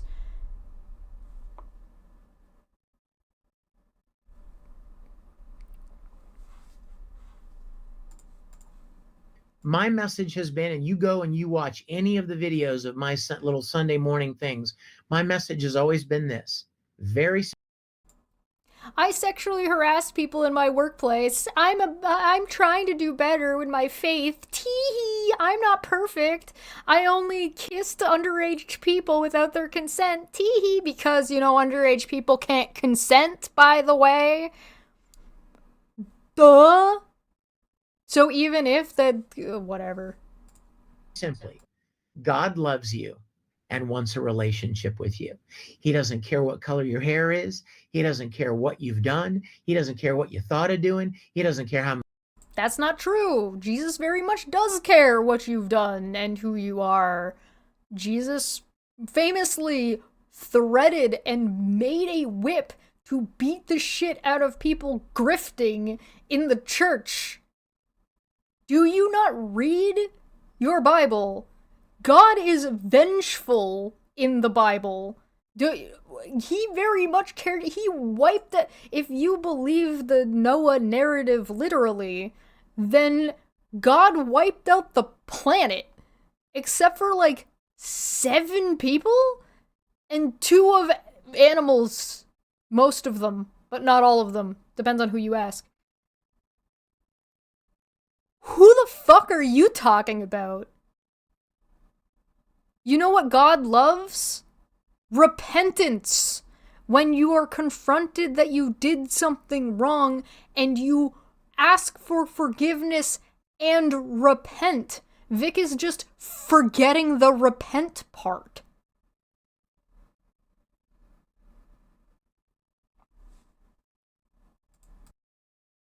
How many piercings you have. He doesn't care if you watch anime.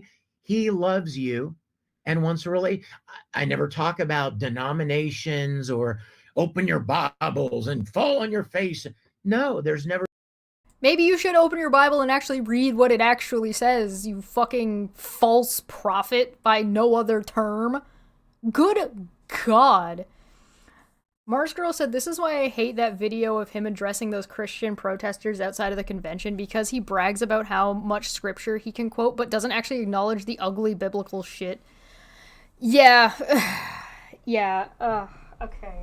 I'm down to have conversations about Christian theology, but can we not?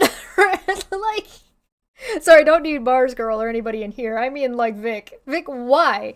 Why? Because it's a smokescreen. It's a smokescreen. He still hasn't described or said what anybody actually did to him. Never been any of that. And it breaks my heart to think that people have had such bad experiences, you know, and Christians aren't any better than anybody. I know you'd be the first to agree with that. Yeah. I've never set myself up. I have never set myself up. Oh, follow me. You know, you literally have a cult-like following of a fan base because it is an isolated, weird little group obsessed with you as their glorious leader. And they, like, listen to Squally talk. Oh, she made shitloads of claims and then turned around and said, I'd try to purposely remain ignorant about all this stuff. Because they don't want to know what the fuck Vic Mignogna actually does. They don't want to acknowledge the things he actually says. I am the image and I'm the model for you to follow after. No, I'm a flawed human being with as many challenges as anyone else. But I believe that God. Being a model or an inspiration doesn't mean you have to be perfect. Loves every one of these people I meet as much as he loves me or you. And that's good news. That's a good thing. When somebody loves you, that's a good thing. You know what I mean? And it deserves to be shared.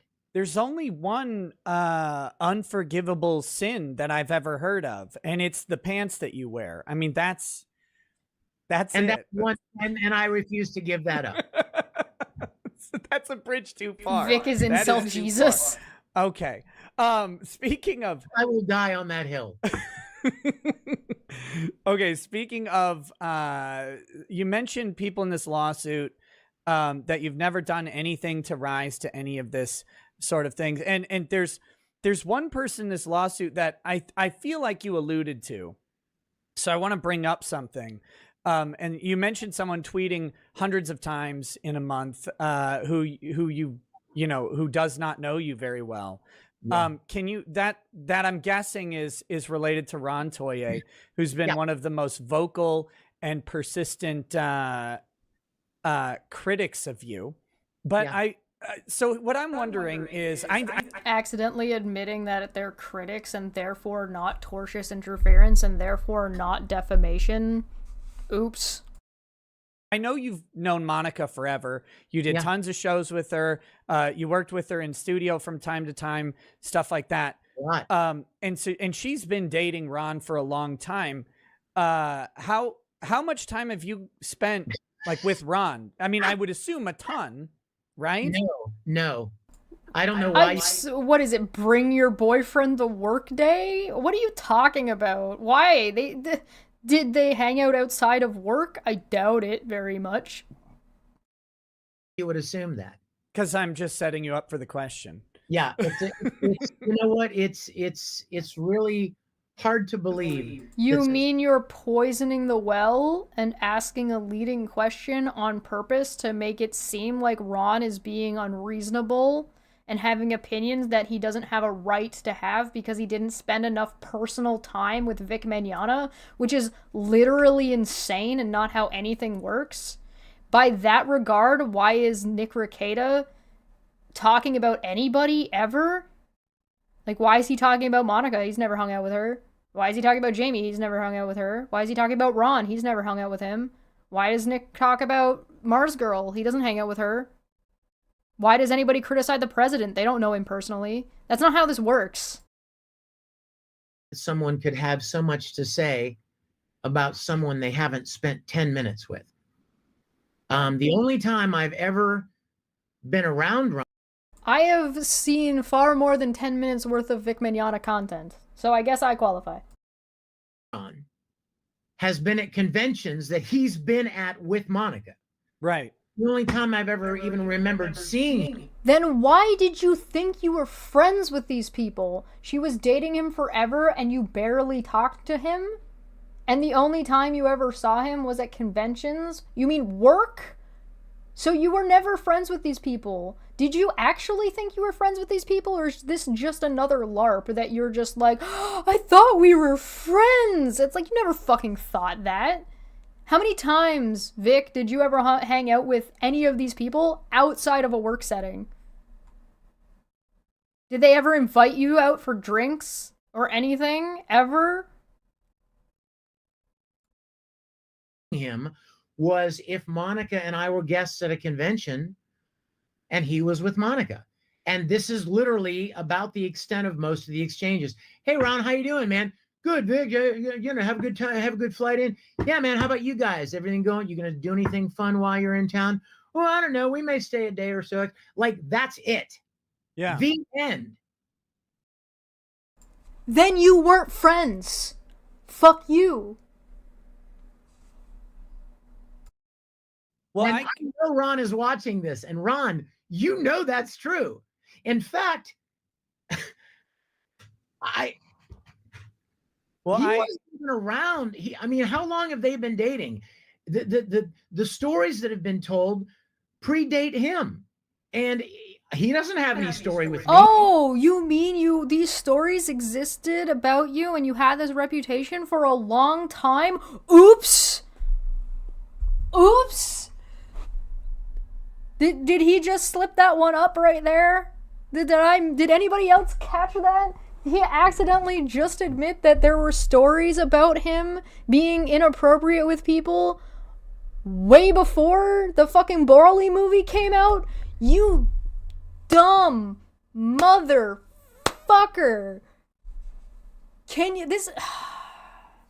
Remember when we first started covering this? And I was like, no, doing YouTube streams about this and making videos about this likely isn't going to help your court case, and it likely will not be admissible in court regardless. So the only thing that is going to be used is going to be stuff being used against you. This is why when you're in litigation, you shut the fuck up.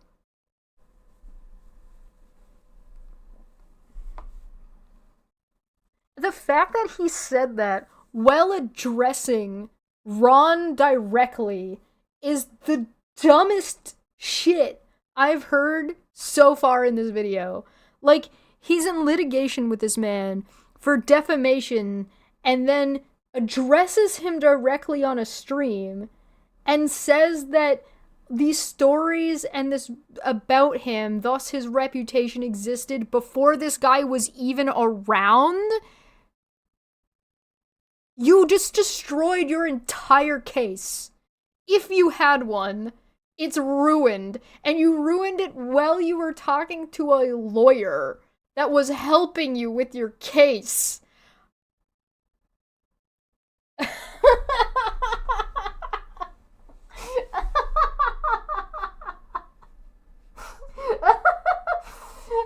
Did Nick Reiketa just not catch that? Is he just not paying attention?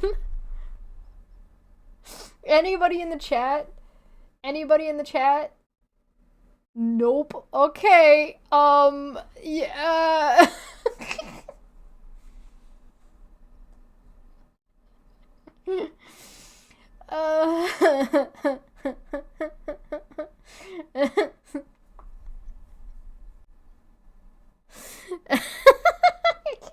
I'm sorry,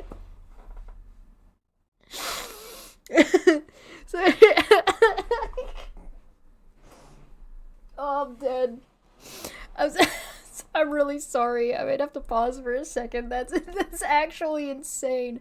Like, I understand that he doesn't understand these concepts and he's trying to, like, semantic and wiggle his way around, like, what is consent and whatever exists in this gray space where he's allowed to touch people. That, whatever. But, like, this is such, like, a one-to-one just, like, he did that unprompted. All Nick asked him was if he had, like, interacted with Ron at any regular interval to justify Ron's opinion of him, and instead of just saying, no, we didn't interact very much, I only spoke to him a few times at conventions, he just went on this whole rant and just, like, shot himself in the dick. Why would...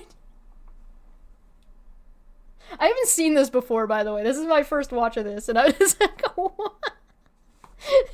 Nick might actually be dumber. I forget that that guy exists on a regular basis.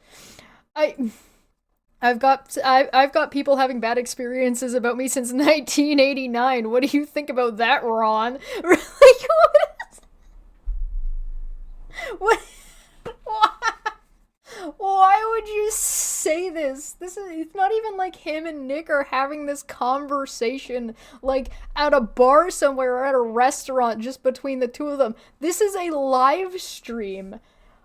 Oh my god. This is nearly 300,000 people watched this.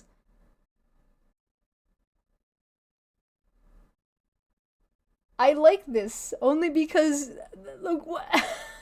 So if anybody's looking for this in the future, the timestamp on this is 28 minutes. So if you're looking for this at any point in time, if you need this clip for something in the future, it's this video. The video will be linked in the description. It's at the 28-minute mark. What? Every accusation is an admission. Like, what? God, shut up.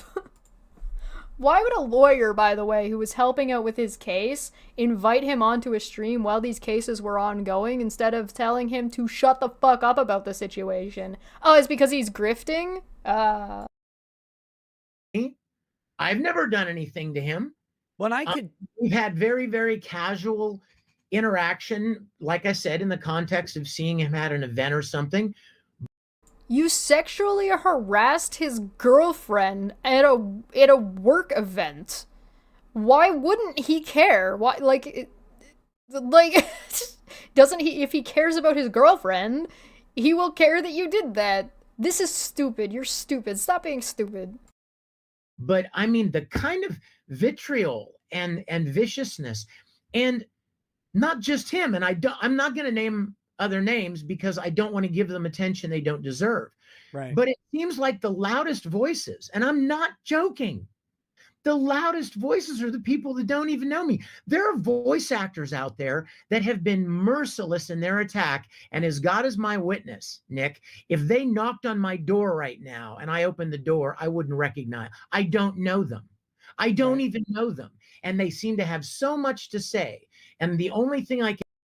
Your behavior is public, dumbass. Everybody can see it. Idiot. That's not how. You don't have to know who everyone is for them to be able to watch and assess your behavior. That's literally not how anything works. You're fucking stupid. If for anybody curious about the language that we allow and do not allow, we don't allow slurs. No R word here. We have been using a term where Manya mispronounced esophagus and said osophagus, which was hilarious, and we've kind of adopted that word to mean maliciously stupid. So when somebody is stupid on purpose for the sake of being malicious. So if you're looking for a word to call Vic Mignogna and Nick Reiketa, osophagus would be it. Can assume is it's because they think they're going to get some kind of mileage out of it. You know, they're going. Oh yeah, something about using God's name in vain. Yeah. What does that mean to a false prophet? It's either gonna raise their street cred, or it's gonna put them in better with the gang that's mounted this this attack against me. And I don't it's even a gang. Quite get it. But the people that have never met me or spent little to no time with me seem to have the most to say, it seems. Hi. I have never spent a single second with Vic Mignogna. I did have a burned copy that somebody brought to me in high school of his soundtrack, and I listened to that quite a bit. I was also had grown up in a Christian household at the time, and I believe the church I was going to was Pentecostal. So that whole Christian mentality thing was kind of a big deal, and it was pretty cool when I found all that out, and I listened to that CD a bunch. It was super cringy. I've spent zero time with the man. I've never met him.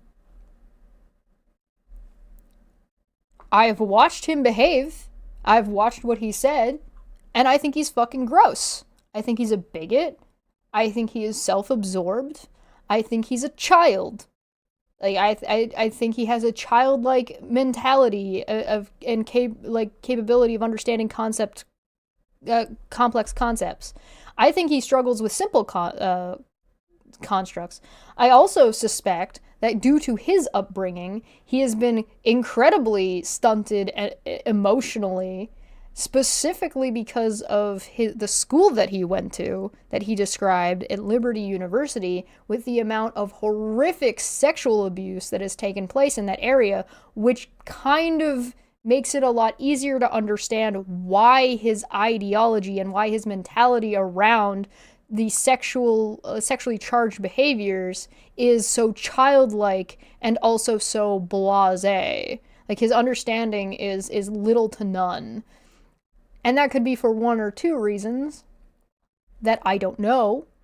But the culture around where he grew up and where he went to school very much aligns very precisely with his mentality, and his thought process make complete sense. It's wrong, it's incorrect, but contextually I understand where it comes from. And guess what? I've never had to meet the man to figure that out, because I can see his behavior, period. And if Vic Mignogna wants to turn around and try to talk shit about anybody, guess what? He's never met me. So why does he get to have an opinion? That's fascism, by the way. That is you saying you want to silence people about having opinions about you that you don't like. So when you said that this wasn't about you silencing critics, you've already admitted multiple times that is literally the exact thing that you're doing. And you failed. So sad. Yeah, well, that's what I was gonna say. When reading Ron's tweets, and then I assume you've heard at least that Ron had a very, very extended conversation with me in direct messages on a couple occasions.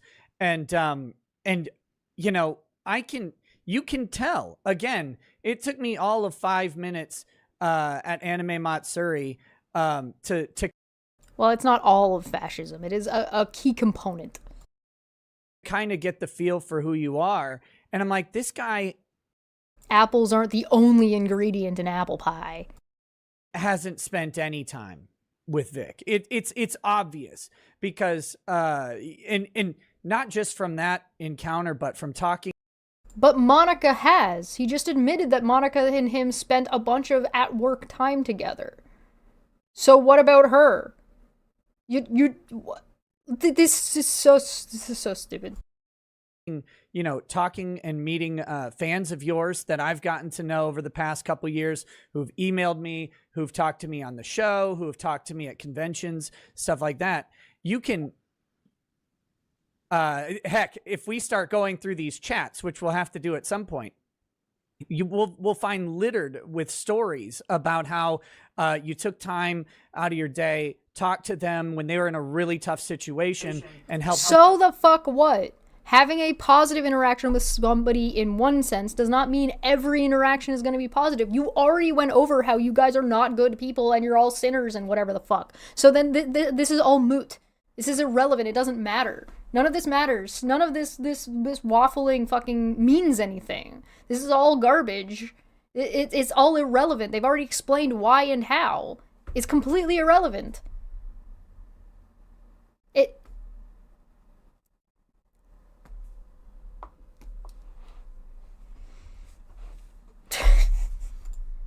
them out, and it's like, yeah, Ron doesn't know Vic at all. Like it's plainly obvious. By the way, Vic Mignogna won't talk to critics. So how is he ever supposed to know, or how is anybody supposed to be critical of him if he refuses to talk to anybody who is critical about his very public behavior regardless? He doesn't go on to shows, to like on YouTube and stuff, to be like, did you see when Alex Stein confronted him about something? He got really fucking about it really fucking fast, and he got really snippy really quick. He won't go on and talk to people about these issues unless they're already agree to suck his dick, which is what fucking Nick Reiketa is doing. I'll assume that Vic is okay with people having positive opinions about Vic, even if they haven't met him. It only matters if the opinions are negative. Yeah, that's a really good point. Also that. And so I wanted to kind of put that one to bed, because there's some, there's some suspicion that he has some inside knowledge about who you are, and it's like, yeah, I don't know about that. But no. And thank you for mentioning. Mentioning the thing about the messages. When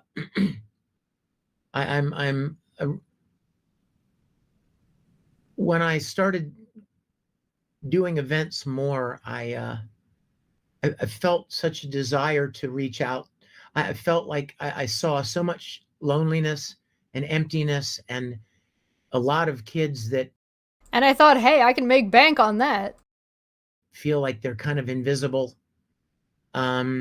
And don't feel like they're worth much, you know. And then you used it as a dating pool, you fucking freak.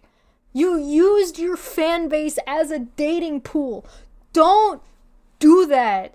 Oh my fucking god, do not do that. Anybody out there who has any kind of following, or if you ever grow to have any kind of following, do not use your fan base as a fucking dating pool. Or a fuck pool. Don't stick your dick in the pudding. It doesn't mean you can't form a relationship and eventually grow into some beyond fan relationship with somebody in certain cases. Do not stick your dick in the pudding. It's not hard. It's not, the people act like this is such a difficult thing. They go, oh, how am I supposed to know? Like, they come on to me. Don't stick your dick in the pudding. It's not hard to not stick your dick in the pudding. It's not hard. It's not hard not to stick your dick in the pudding. Don't stick your dick in the fucking pudding. For fuck sakes.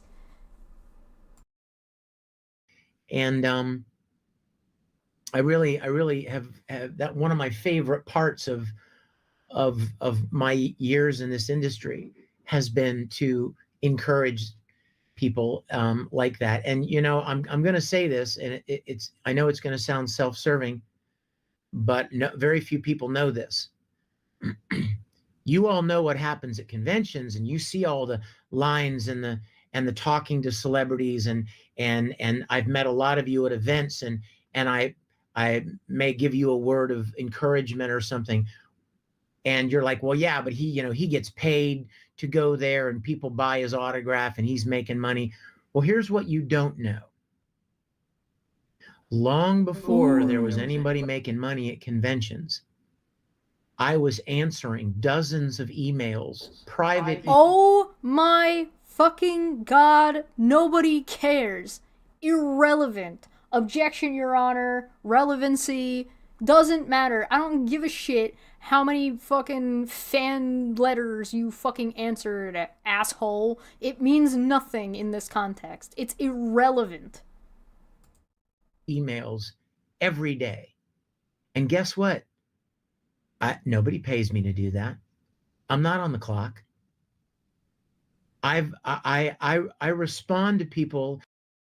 Building a reputation and a brand, and that being part of your interaction is still something that helps. Networking is still part of your job half the time. So no.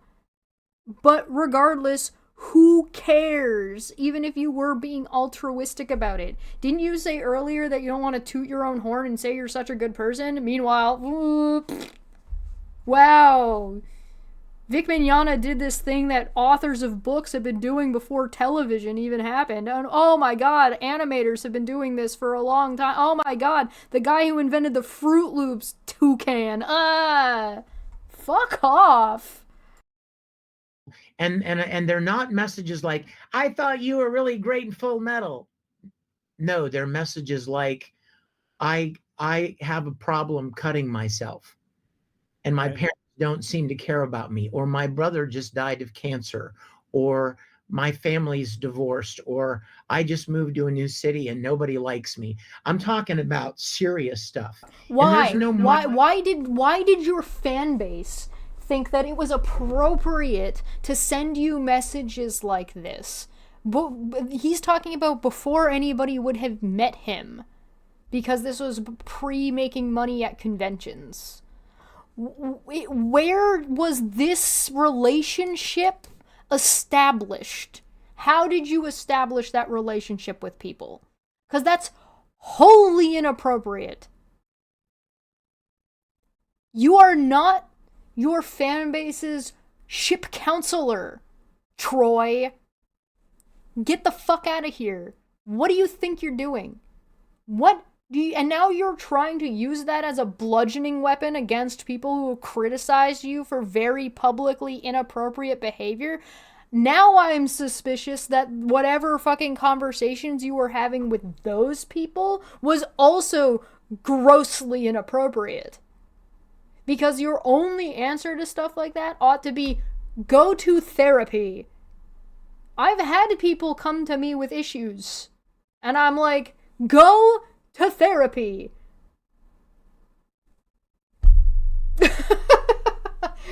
I'm glad my content made you feel any better. I hope you're doing okay. Go to therapy. I can't help you with your issues in this capacity. Go. Be free. Any other response is grossly inappropriate. How did you even establish this in the first place? You established money to be made there, but it's been a great privilege. Therapists make money for that. Did you just shit on therapy?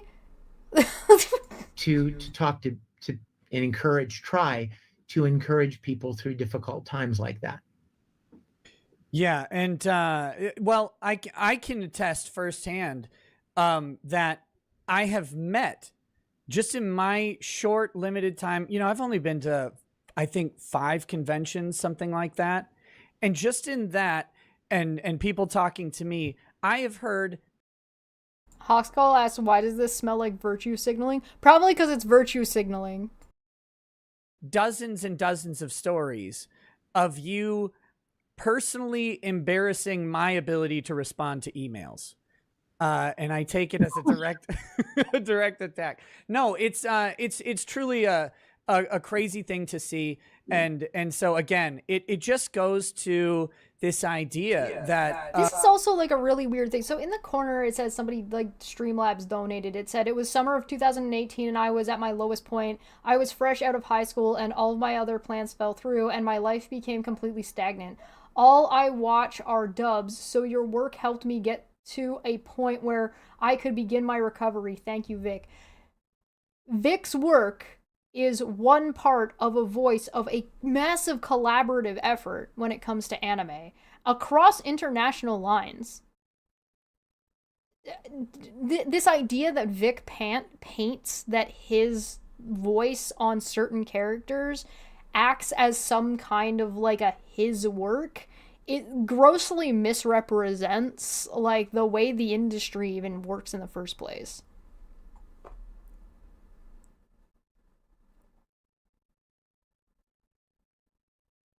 Yeah, no, yes, Joseph, that's not appropriate and not healthy. How did you establish this relationship in the first place? Whoever those people are, tell them I can go have a conversation with them. They got a podcast. Tell them to come on over. I'll set up a call. We can stream it. We'll do a thing. I'll have that conversation. The framing of all of this was so nasty. Fuck is this person saying? What the hell? Where is this? Hold on. Where did that go? That's why you're great, Vic. Stay humble. Who the fuck are you kidding? Nothing about that was humble. What the fuck? Okay. And vicious, and without any hint of joke or humor. As as your case progressed, as I learned more about you, as things started to unfold and the story became more clear, that's one of the things that really motivated me, was like, here's a guy who does all of this stuff at the way a lot of people would like to do it.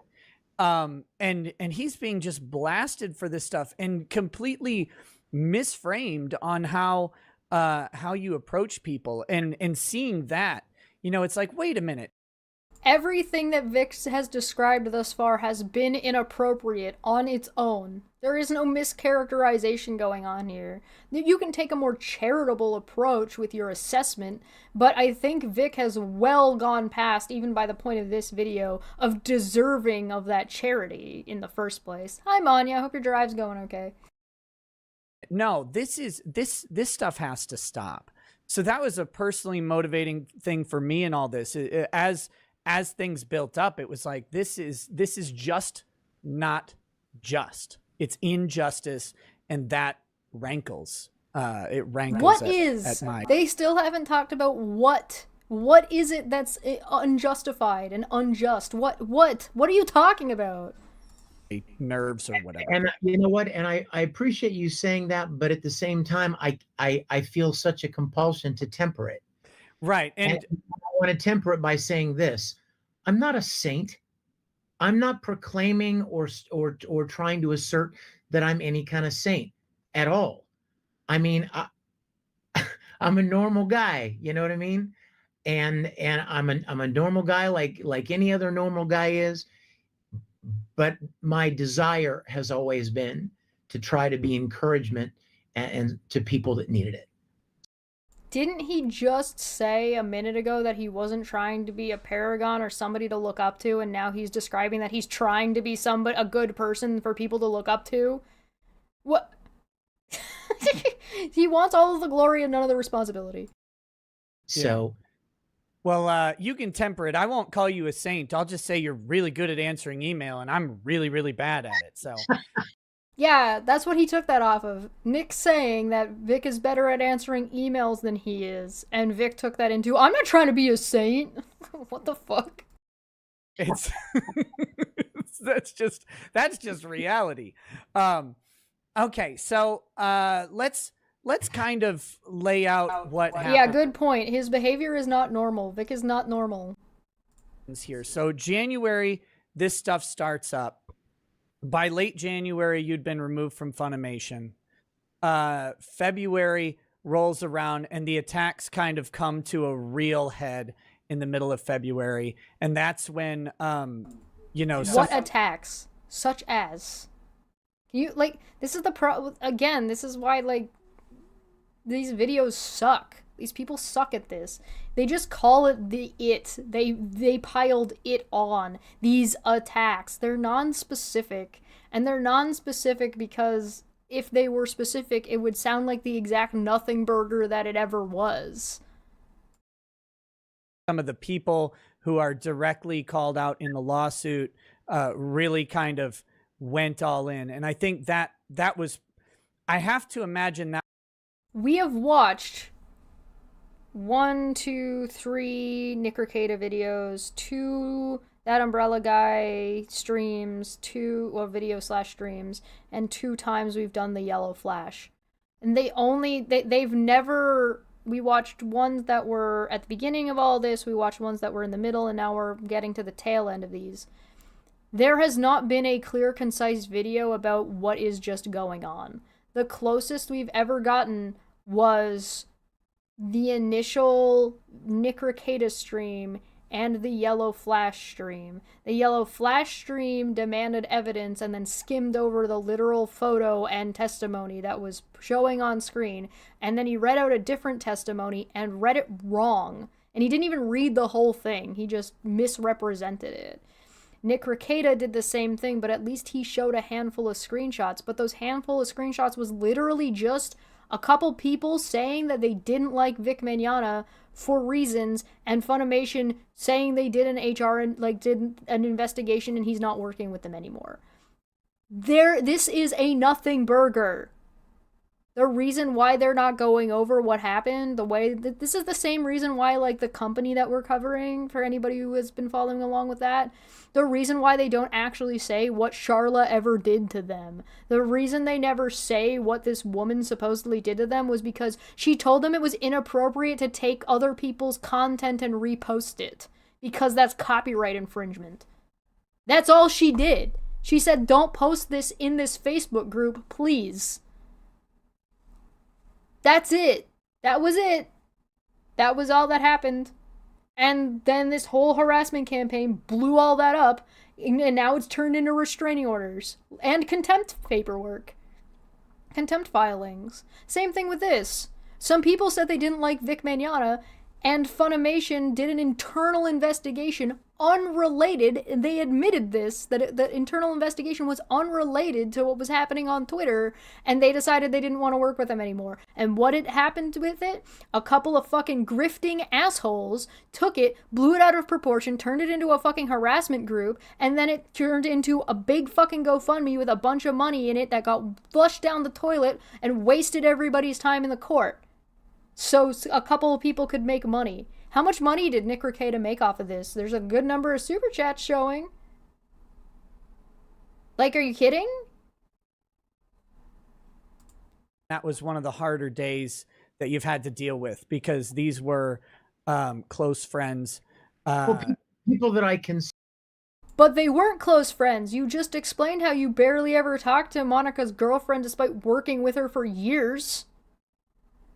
And you haven't described a single time where you've hung out with any of these people outside of work events.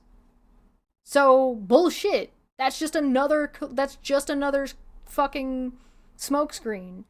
They weren't directly mean and rude to you to your face at work all the time. Therefore, you're friends? No. Bullshit. Considered close friends. Right. You yes. know, I Close Close friends? Close friends. You consider them close friends? Fascinating. How do you consider them close friends when you never talk to their fucking boyfriend that they've been dating for years? You're a fucking liar. That was one of the harder days that you've had to deal with, because these were close friends. People that I considered close friends. Right. You know, Yes. I'm kind of naive when it comes to things like that. I look at it now. Did you see his face? Look at his face. He's smirking because he knows he's fucking lying. Because he doesn't... You'll notice that Vic Mignogna doesn't admit to actual fault. He just blames it on other shit. Watch his face. I'm kind of naive when it comes to things like that. I look... Eyebrows up, little nod, smirk. He's lying. He's lying. at it now in retrospect, and I'm like, yeah, why did you think they were such good friends? Well, because I'm one of those kind of people who thinks I'm friends with everybody until they tell me that we're not friends. You know what I mean?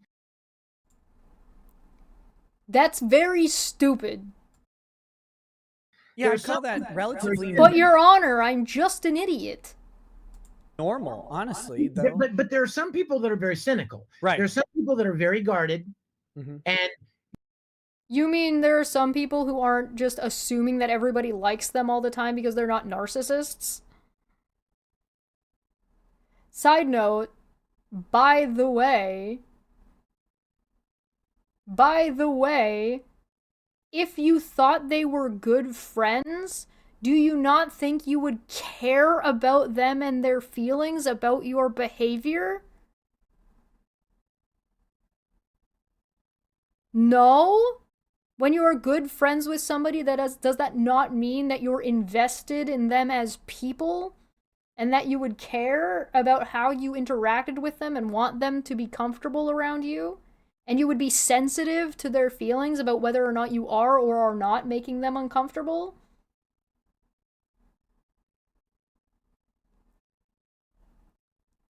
No? Or are you going to try to pretend that nobody told you ever that you were making them uncomfortable? Because I don't believe that for a second. I have a really good example of this. If you watch a video I did with somebody named Vandelia, he says, somebody like mansplained Mario to me. It was very funny. And he was like, well, why didn't you say anything? I'm like, why didn't I say anything on a live stream about how this was really stupid? I did. I just didn't say, wow, that's really stupid. Why are you mansplaining this to me? What I did was waited for him to finish and then made a comment that expressed how stupid that was. There's more than one way to communicate. I don't need to literally tell you you're stupid for me to express that I think you're being stupid. There's more than one way to express that you're making somebody uncomfortable.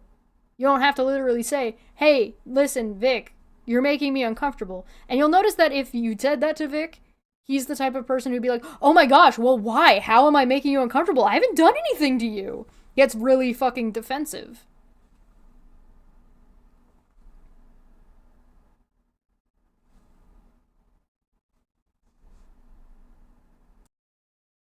you're not their friend unless they say, hey, let's be friends. But I'm the kind of person who, like, if I meet somebody in the aisle at the grocery store tomorrow, I'm like, hey, we're friends. I'm just the kind of person who assumes that you're friends with people. All this is semantics. That's just semantics. You're just using a different definition. You have a different bar for friendship. But you, Vic, do not get to impose your view of relationships onto everyone else. And we're back to, this is the crux of the problem of Vic Mignogna does not care about other people's boundaries, whether he thinks they're friends or not, because friendship is basically meaningless to Vic. So if you're a fan of Vic Mignogna out there and he's like, my followers are my friends, my fan base are my friends, you guys that hang out with me in my Discord are my friends, that means nothing to him. It's meaningless. Until you're not, or something happens that you're not. I get emails from fans, literally, I'm quoting. I'll get emails from fans and they will say, do you think we could be friends? And do you know what I write them back? Of course. We are. Oh, yeah, there you go. See? What did I just fucking say? What did I just...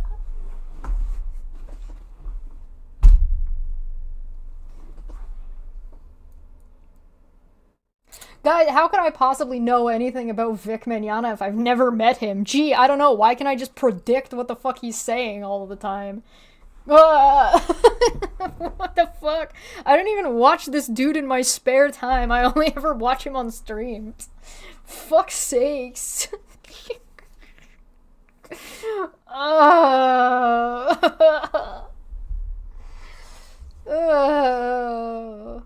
You know relationships are a two-way street, right? Now, he doesn't know that. He doesn't know that.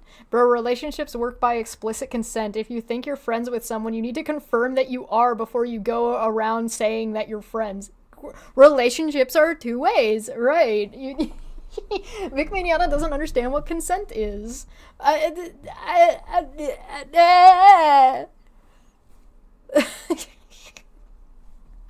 know what to tell you. I don't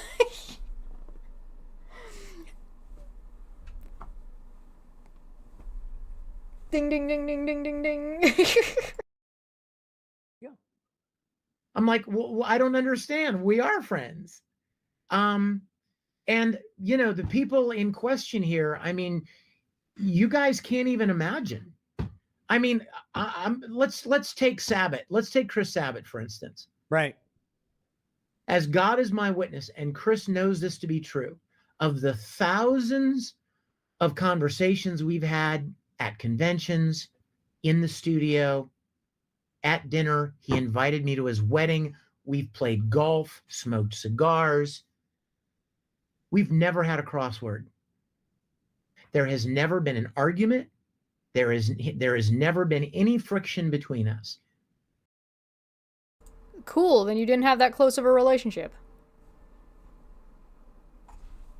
That's a surface level base one-to-one I would describe that as a relationship of convenience if I was going to. I don't know enough about their relationship to actually define that, and I don't really have the details, but that sounds like you guys were in close proximity to each other. It was convenient to have somebody to chill with, and that's what you did.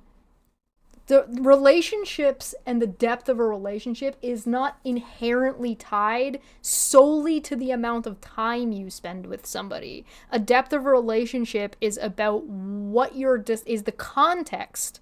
What are you discussing? What have you shared? What experiences have you had together, and that ties you together? If your relationship is always you and that person in a friend group, and you have because Vic isn't describing that this is a one-on-one. A wedding isn't a one-on-one encounter. Weddings can have very large numbers of people, so that doesn't really mean anything.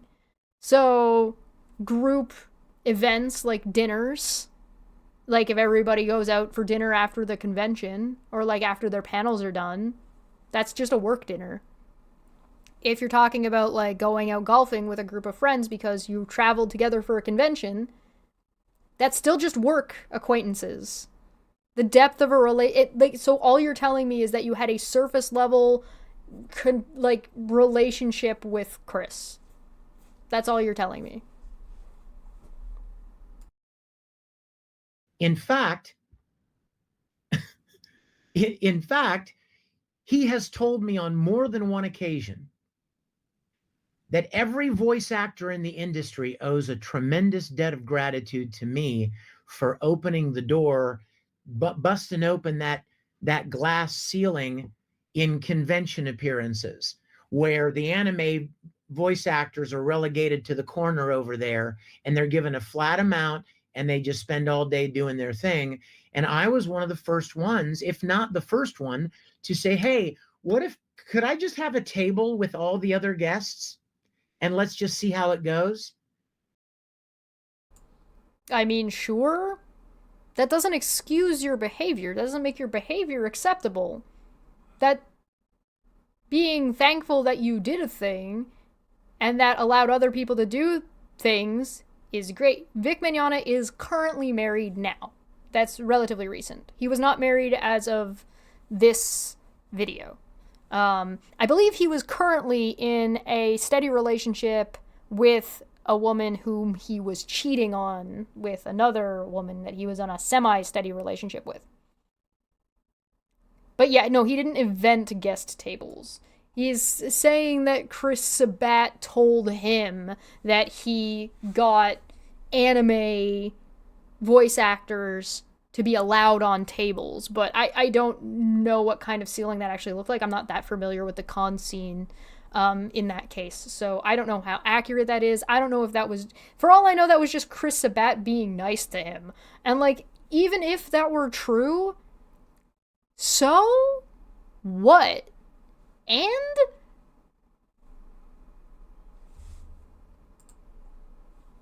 And I don't know if he'll try to deny it or not, but he has often told me that all of the voice actors that make good money going to events now owe me a debt of gratitude for being the first one to to cross that line. Well, And like I said, we've never argued, we've never had any problems together. He told me that he was gunning for me to play Broly in the Broly movie. Well, that was a lie. I found out after the fact he was actually trying to get me replaced. People that he worked with told me that they heard him say that. And the Objection, hearsay. You work with people who said that this was the thing and you believe those people without asking Chris? Isn't that the thing that you just said was inappropriate that people were doing to you? So why are you allowed to do it but other people aren't allowed to do that? Also, I need to see a timeline. Did he say that before or after he found out you were fucking a piece of shit? And what does trying to get you replaced even mean? What does that look like? Like, as in he was suggesting that there were other people that could probably do a good job at it as well? He can make that suggestion but still be gunning for you. By the way, those things can both be true at the same time. So until you're actually going to present any evidence, as much as you're trying to describe Chris as a backstabber here, based on what other people supposedly told you that he said, allegedly, you're gonna need to do a little bit better than that. Also, I don't care. I just don't believe you by fiat. This is what skepticism looks like. It doesn't ultimately matter, but so what? And the most hurtful thing, I have a photo on my phone, Nick, of me and Chris Sabat playing golf and smoking cigars. And if what another voice actor said is true, at the exact moment that he was standing there with his arm around me, smoking cigars and playing golf and inviting me to his wedding, he was telling other people behind my back that I was a pedophile. At the what? There's a big difference between him telling other people that you're a pedophile and he wanted to get you replaced in a role. That was a really big fucking jump you just made there. Do you have any evidence for this accusation? Do you have any evidence of this accusation whatsoever? Because what? Vic, you've already admitting to kissing underage girls on the forehead or on the cheek and hugging them.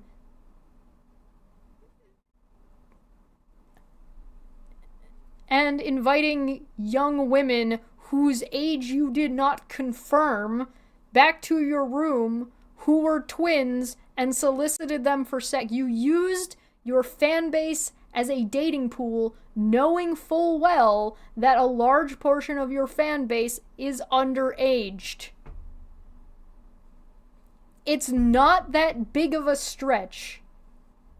It's really not that big of a stretch that you might be presenting that it is. So prove it. Exact same moment. And the other people involved have never... The exact same moment? Oh, why? Did he have his arm around you and he was just like, yo, he's totally a pedophile. What the fuck? Jamie Markey knows that she and I have never had any crosswords. Every time I ever saw... I'm sorry, is Jamie's last name pronounced Marshy or Markey? And is Chris Sabat? Is it Sabat or Sabat?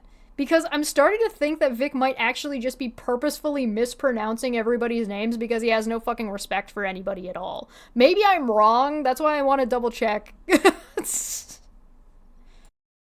her in the studio. It was like, hey, sweetie. And the events we've done, I remember doing an event with her in California. I think it was called Anna Magic. And I'll never forget, it was the weekend that they announced Vampire Night and that I was going to be playing Zero. And she and I were at that convention, and we sat down in the restaurant at the hotel and had dinner. And she told me, God, I forgot he was in Zero, or in Vampire Night. Oh, God. all about her family.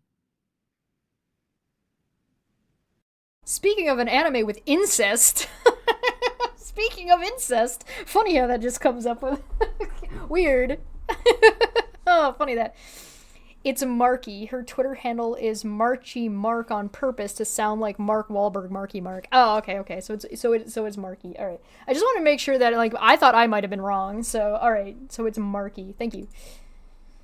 She's directed me. I've worked with her in the studio. We've done shows together. You guys have seen the videos. This is why in January of 2019, I was dumbfounded. I couldn't believe, I'm like, this has to be some kind of a misunderstanding.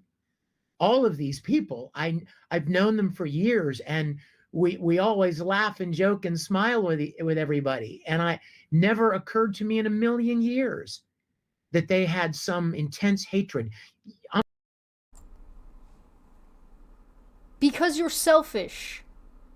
You are a selfish individual who does not consider the boundaries or the thoughts and feelings of the people around you. If you did, you wouldn't be in this scenario now, or where you were in 2021, or where you were in 2019, or in 1995, whatever the fuck. Like, it... Sabat. Oh, okay. Thank you, I appreciate that.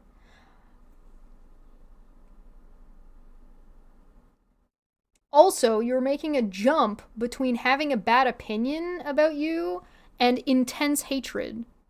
Those are different things. They might intently hate you now because you filed a bunch of frivolous lawsuits, fucking tried to ruin their lives and financially abused them, and had a whole fucking slew of fucking internet whack jobs chasing them around and screenshotting everything that they did with the help of Nick Reiketa and Ty Beard and that Umbrella guy and the Yellow Flash and a handful of others. Like, you instigated and encouraged and enabled like massive amounts of hatred and harassment against them. So maybe they hate you now, but having an opinion that they didn't like you or kind of thought you were a piece of shit doesn't mean they have intense hatred. You're making this jump to people. You're setting up a dichotomy of either people love you or they hate you intensely. You're saying that only these two things can exist.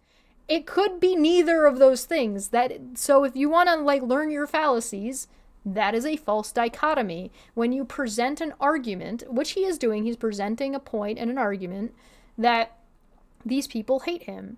And that you either know him and love him and understand him, or you must hate him.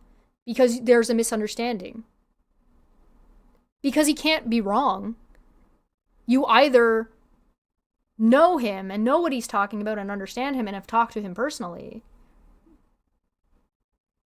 or you don't understand and therefore hate him. That's not how it works. You can just be wrong. You could just be incorrect.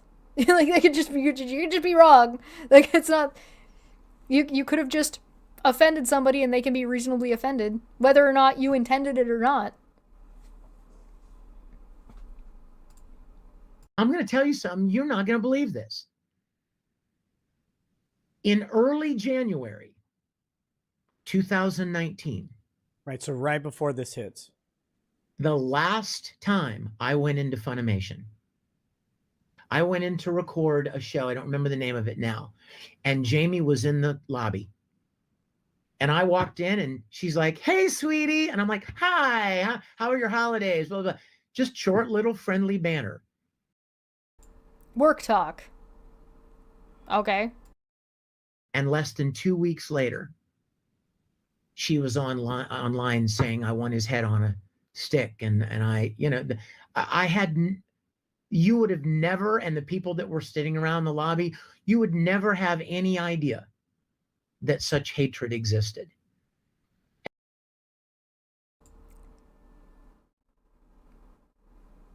Then you're dumb. That you already said. I like how he already admitted that he was naive about this stuff, but then refuses to acknowledge that maybe he was naive and wrong. Like, duh. Isn't that called being professional? Yes, but Vic doesn't understand that either he's doesn't understand or he's doing it on purpose. Like he's just misrepresenting shit and acting like his excuse, his smokescreen is that he's just fucking stupid. Like, Vic Mignogna's whole argument, and Nick Reiketa notwithstanding, Vic's whole fucking point is that he is too stupid for normal social interactions. He is too dumb, which in and of itself is a reason why he would not be allowed to work in a professional field.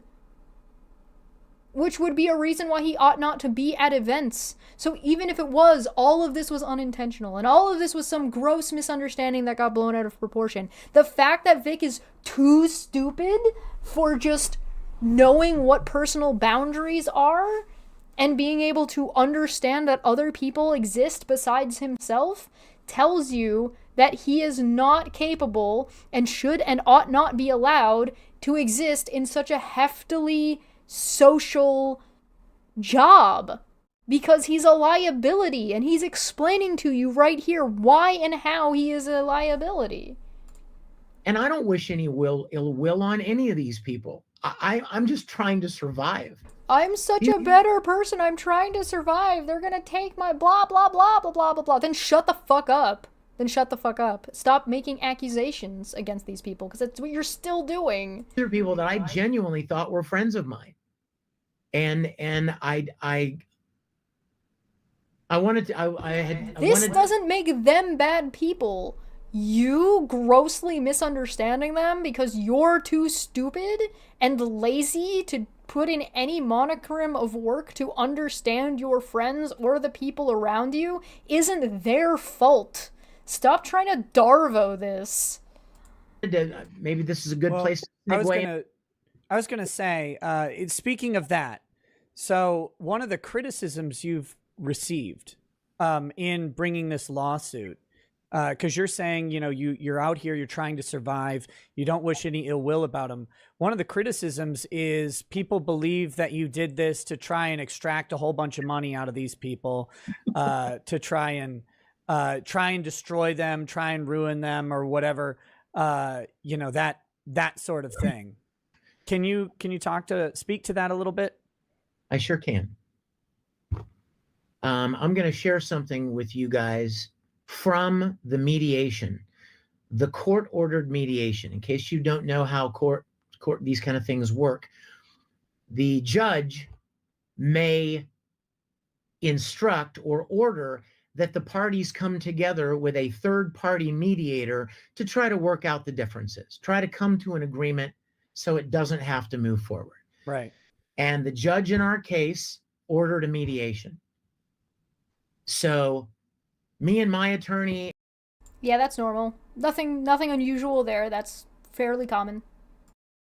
And them and their attorneys and Funimation, their attorneys came into this building one day, and we were all in separate rooms, and there was this one guy who would go back and forth with the messages. This is what we're asking for, and this is what they're willing to do. This is what they've agreed to. This is what they've refused to do. Mediation and negotiation. Yep, all that's normal. Most people, I would think, most of you probably think that because I lost so much money in convention appearances at all the largest conventions that I was scheduled to be at when the Broly movie premiered, which, by the way, has grossed 3 times more than any other Dragon Ball movie ever. And you would assume, right? Common sense. I mean, it's common sense. If you lose, You can't assume those things. Specifically, if you're going to court, you have to be able to prove it. It might seem obvious, but a lot of things in life are not intuitive. A lot of things in life are not as easy as it seems. They're not as common.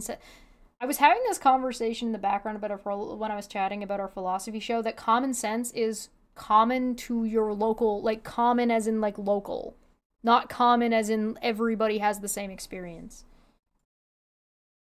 all that and all of your regular jobs, if you're going to sue someone, it's for damages, and you want monetary reparation, right? And damages. Right.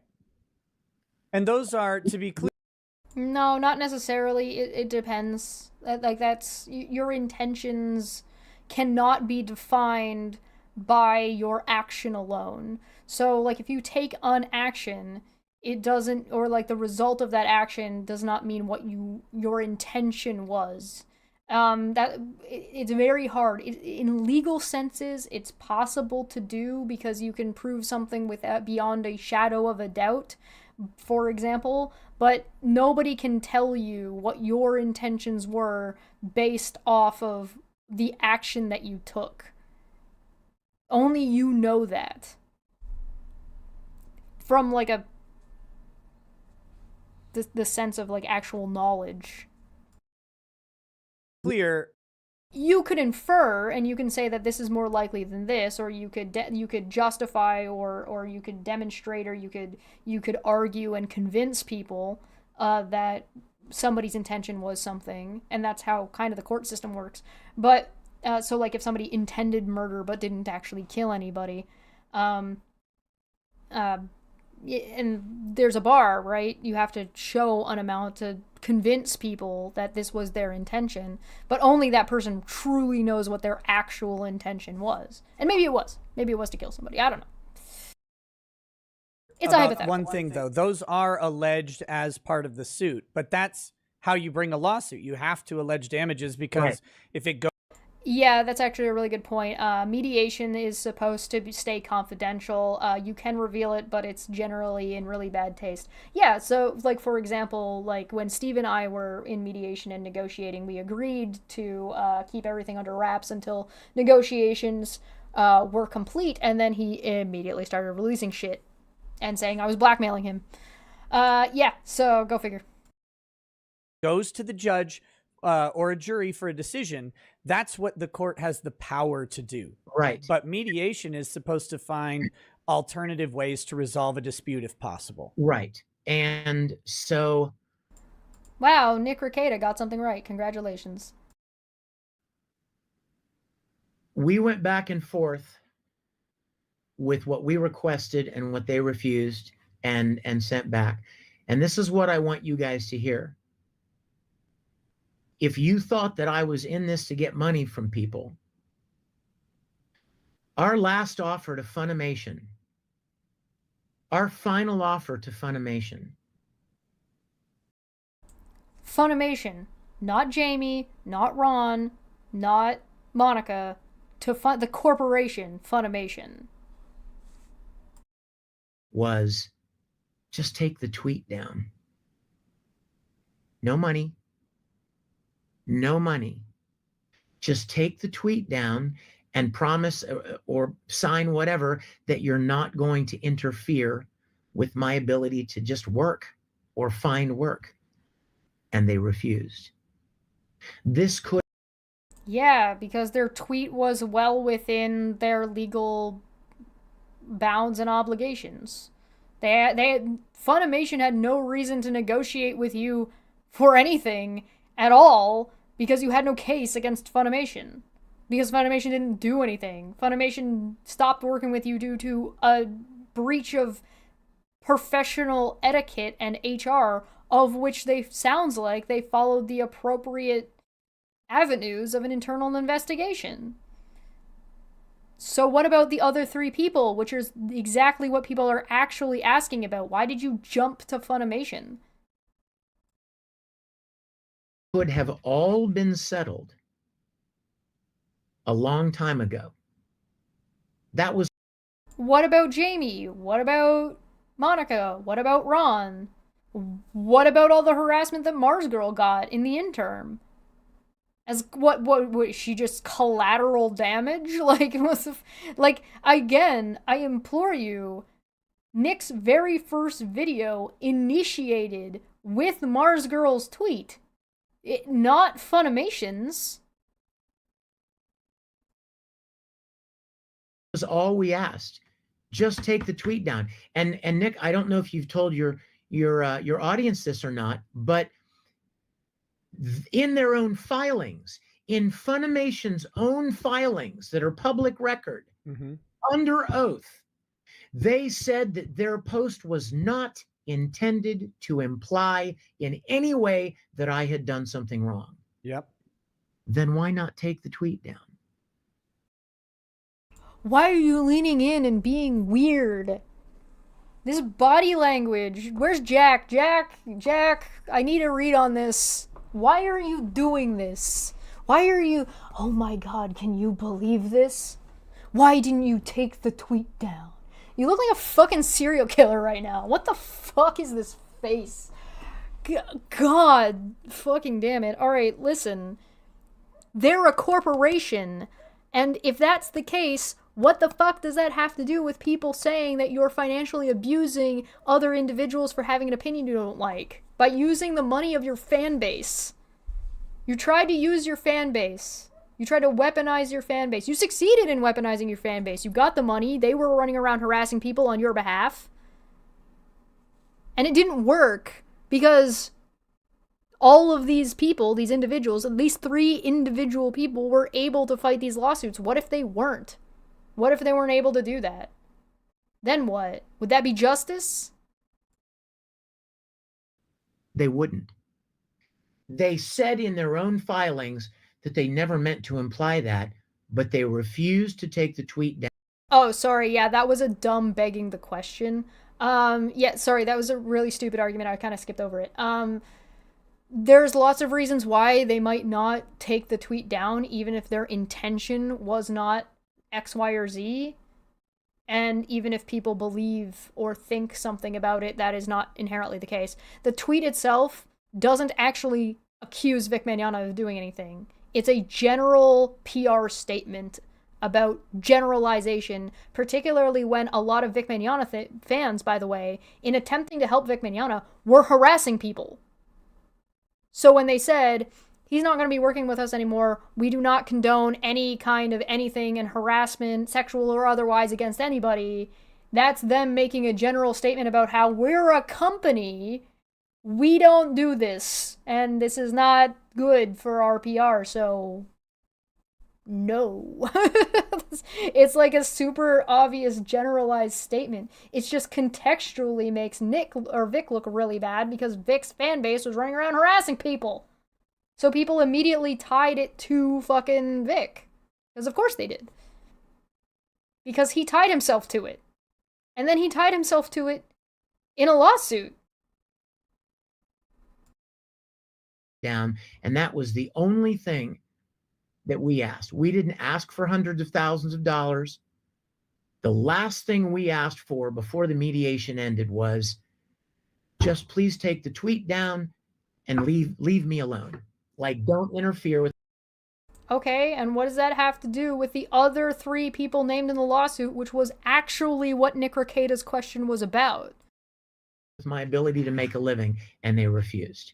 And just so people are familiar with the timeline here, this is sometime like September of 2019 that the mediation occurred. I remember because if I remember right, the mediation occurred while I was...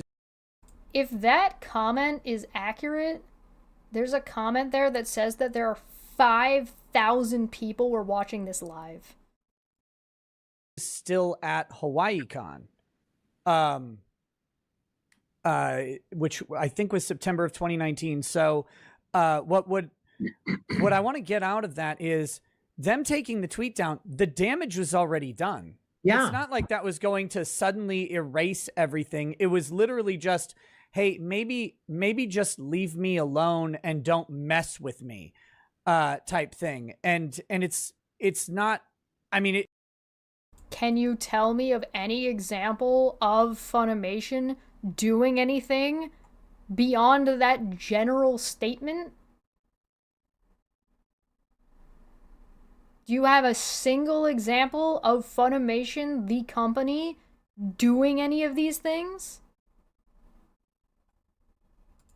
it's baffling to me that decision, now that you mention especially that there was no money involved, is absolutely baffling to me. Because, you know, I don't know the details of the mediation. I had suspected that there is at least some desire for compensation from Funimation because they're the party with the deepest pockets.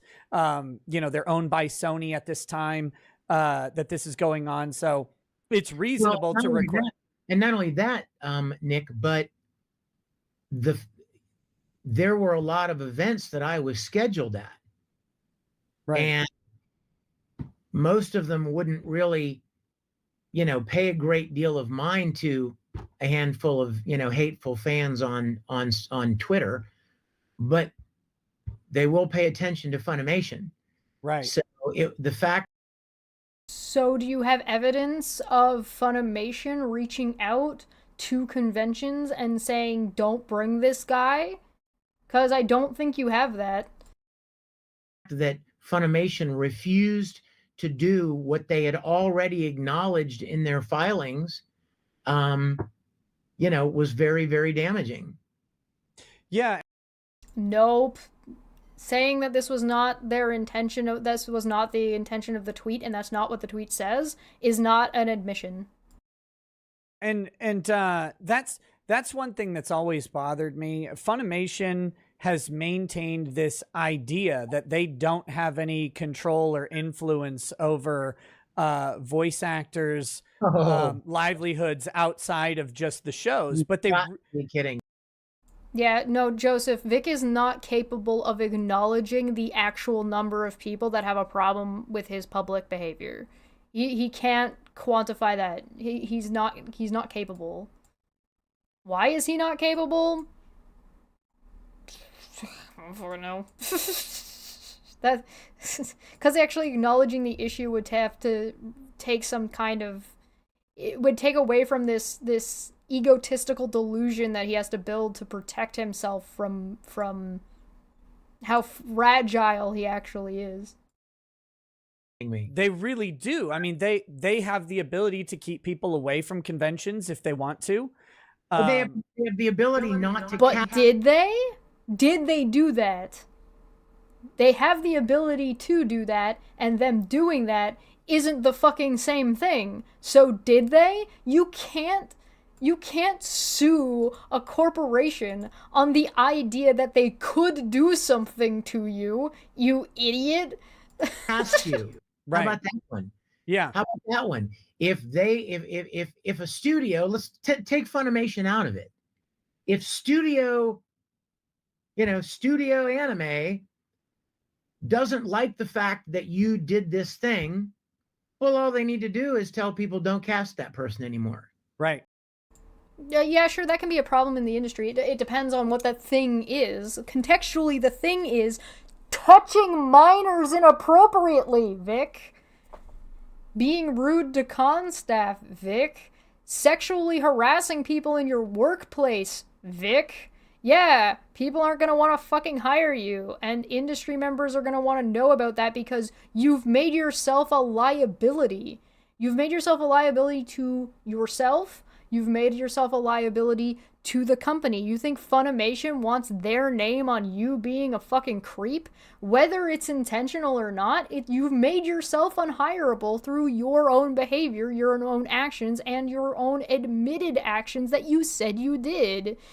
This is you being the problem. You made yourself a liability for the con staff, because if the con staff knows that you don't understand consent, and knows that you don't respect people's boundaries, and they invite you anyway, and something happens at their convention, they might be held liable if something goes down and they get sued or they get in trouble or there's some kind of crime that takes place.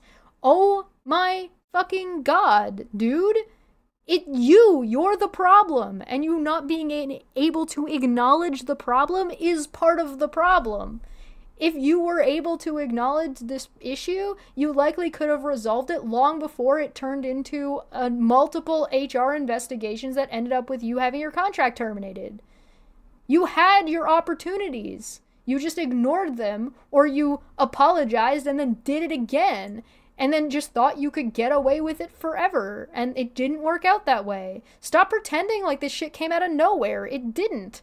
You already accidentally admitted that there's stories floating around about you, and you had a reputation before Ron knew who you were. Before he was ever around and dating Monica, you fucking dipshit. God, you're so fucking dumb. Look at his smug-ass face as he just says the dumbest shit you've ever heard. And you may even never even know that happened, because it happened behind closed doors in the corporate secret meetings to decide who we're going to work with and who we're not going to work with, and who we appreciate and who we don't like, and whatever. They don't want to work with me because I'm a Christian. Sit down, Kevin Sorbo. Shut the fuck up. For whatever reason. Because but what's the reason, Vic? The reason was a result of an HR investigation and you being inappropriate in the workplace. Dumbass. You didn't have to do that. You just did. You're an idiot. They don't have any power. That's insanity. Well, and the way they structure their contracts actually allows them to contract with a voice actor without ever casting them. I mean, they can... Why is contract in quotes? They can, they have a general agreement that says, if we cast you in a show, you'll show up and you'll perform at this rate for this, this amount of time for this many episodes or whatever. And then you get like a little supplemental agreement for the show. And that's that. But if they don't want to cast you again, the contract can just run, and they could they could just say, yeah, sure. We don't have any roles right now. New York State. Yep. I mean, okay, so then negotiate a different contract if you don't like it. If you want there to be change in the industries, then go SAG-AFTRA boycotty type shit. Like, go on strike. Form a union. Like, what? Why are you blaming Monica and Jamie and Ron and Mars Girl for this? In fact, you can hire somebody and then fire them, and you don't have to give any particular reason, but you sure aren't allowed to slander them. And, right. And then prove that Funimation slandered you. You can't. You didn't. You failed. You didn't even demonstrate it in the court of public opinion. You just stated it was the case. I want to say something else real quick. Going back to the friendship thing, Nick. Yeah, this is your time. I want to say this about Funimation. I loved Funimation.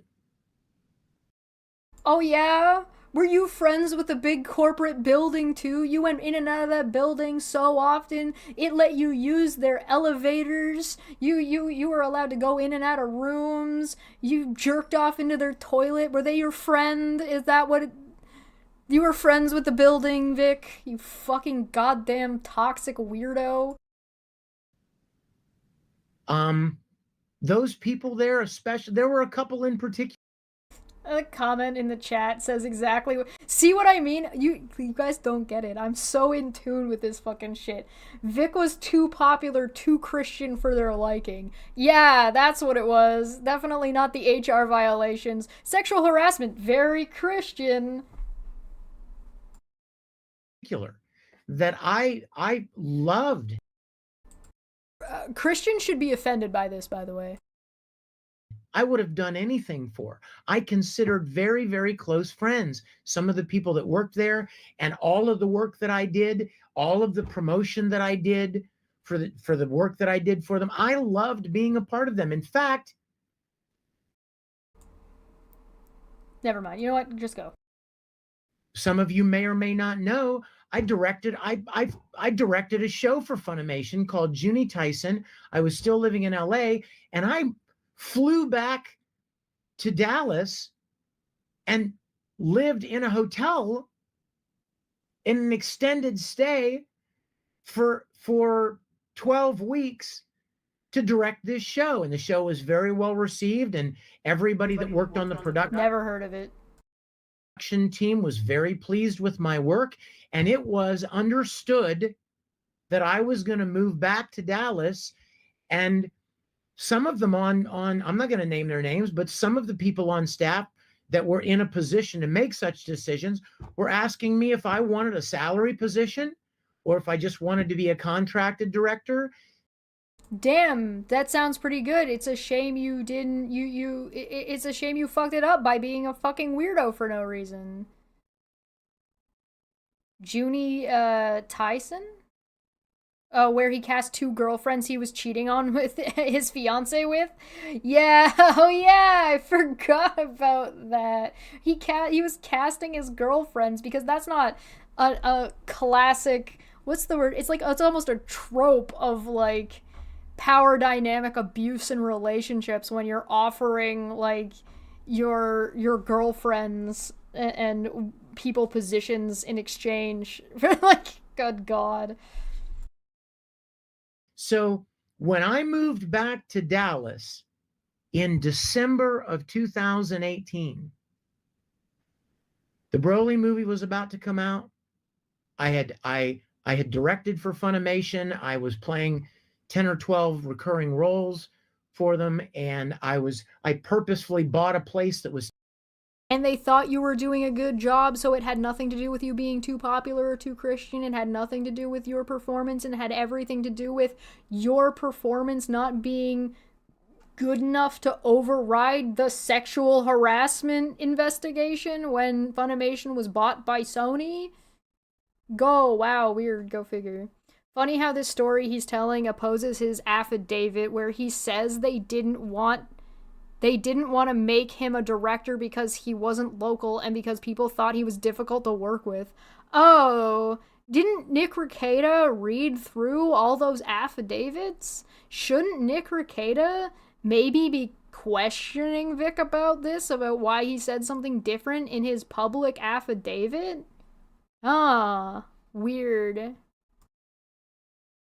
10 minutes from Funimation because I was expecting to be able to work there more. And literally 2 weeks after I moved to Dallas in mid-January, this started. And I like how either way, whether what he said in the affidavit is true or whether what he's saying here is true, it still means he had no case. Like, it doesn't work in his favor either way. No matter how Vic tells this story, he's still an asshole. Like, he's the asshole. none of that ever came about. Mm-hmm.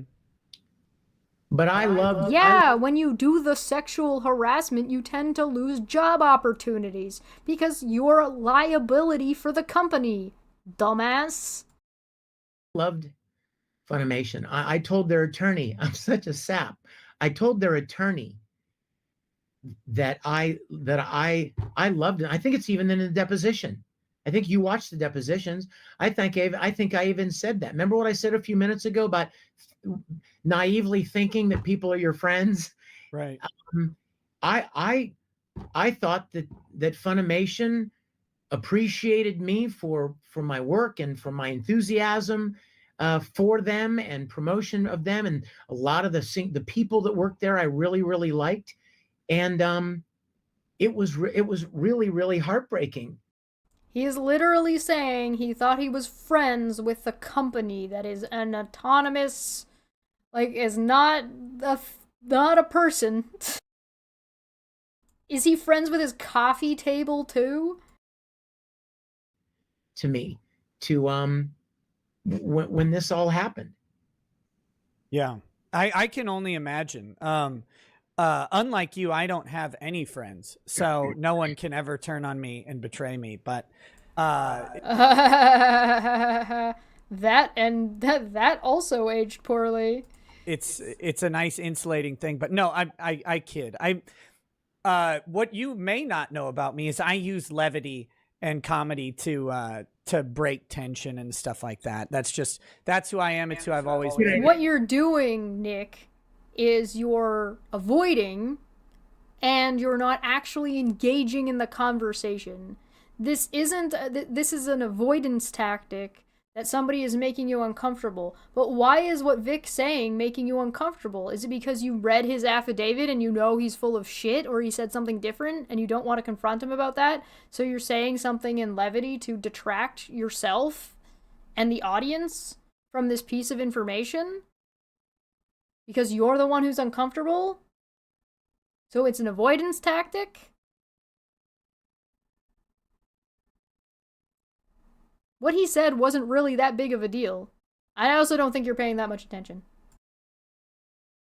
Yeah. Sometimes gets me in trouble. But No, I should try it. I'm not very good at that, I don't think. But yeah, why don't you try? I like how Nick Reiketa, who's like, they said there was 5,000 people watching this, and Nick Reiketa is still not actually engaging in the conversation with Vic. It's just Nick chiming in once in a while to like throw some shit, and then Vic just bloviating forever and taking forever to say ostensibly nothing.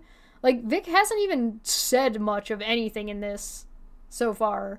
Like, he's made some random accusations that he said that somebody told him that somebody supposedly said this thing.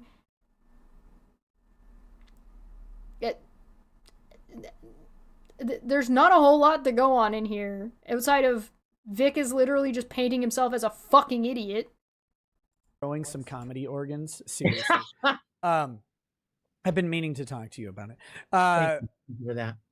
Why don't we take a few minutes? I've got so many messages for you in the chats, and I wanted to start going through some of them. Some of them are a couple questions that we can maybe give a quick answer to. A lot of them are just some quick things that people wanted to say to you.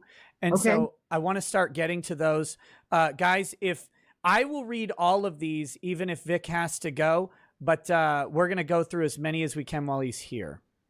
Sure, absolutely.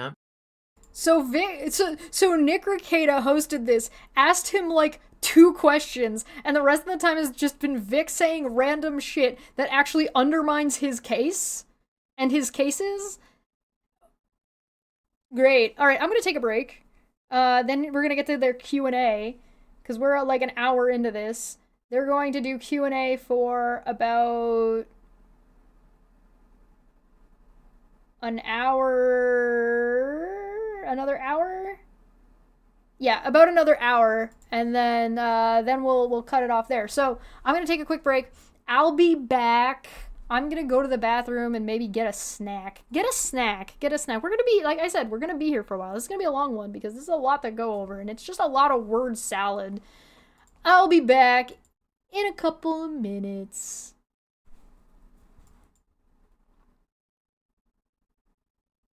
Unless you guys would rather just turn this into a part 2 and we do the second half tomorrow. I mean, this is already like 3 hours long. What do you mean 4 hours? It's only been 3. I think we just take a break. Actually, tell you what, here's what I'm gonna do. I'm gonna stop this stream. I'm gonna restart it again. And it's still gonna only be like a short break. We'll do like a 5-minute, 10-minute break, a little bit longer than normal. Give people time. Go get snacks. Go get popcorn. Go get a drink. We'll be back. I'm just gonna restart and do a new stream. How about that? Does that sound good? We can split this into part 1 and part 2. Part 1 is just their conversation. Part 2 will be like their Q&A time. Sound good? We'll do that. All right, we'll take a quick break. We'll be back. See you guys in a few minutes. Bye. Bye. Bye. Bye. Bye. Goodbye. Goodbye.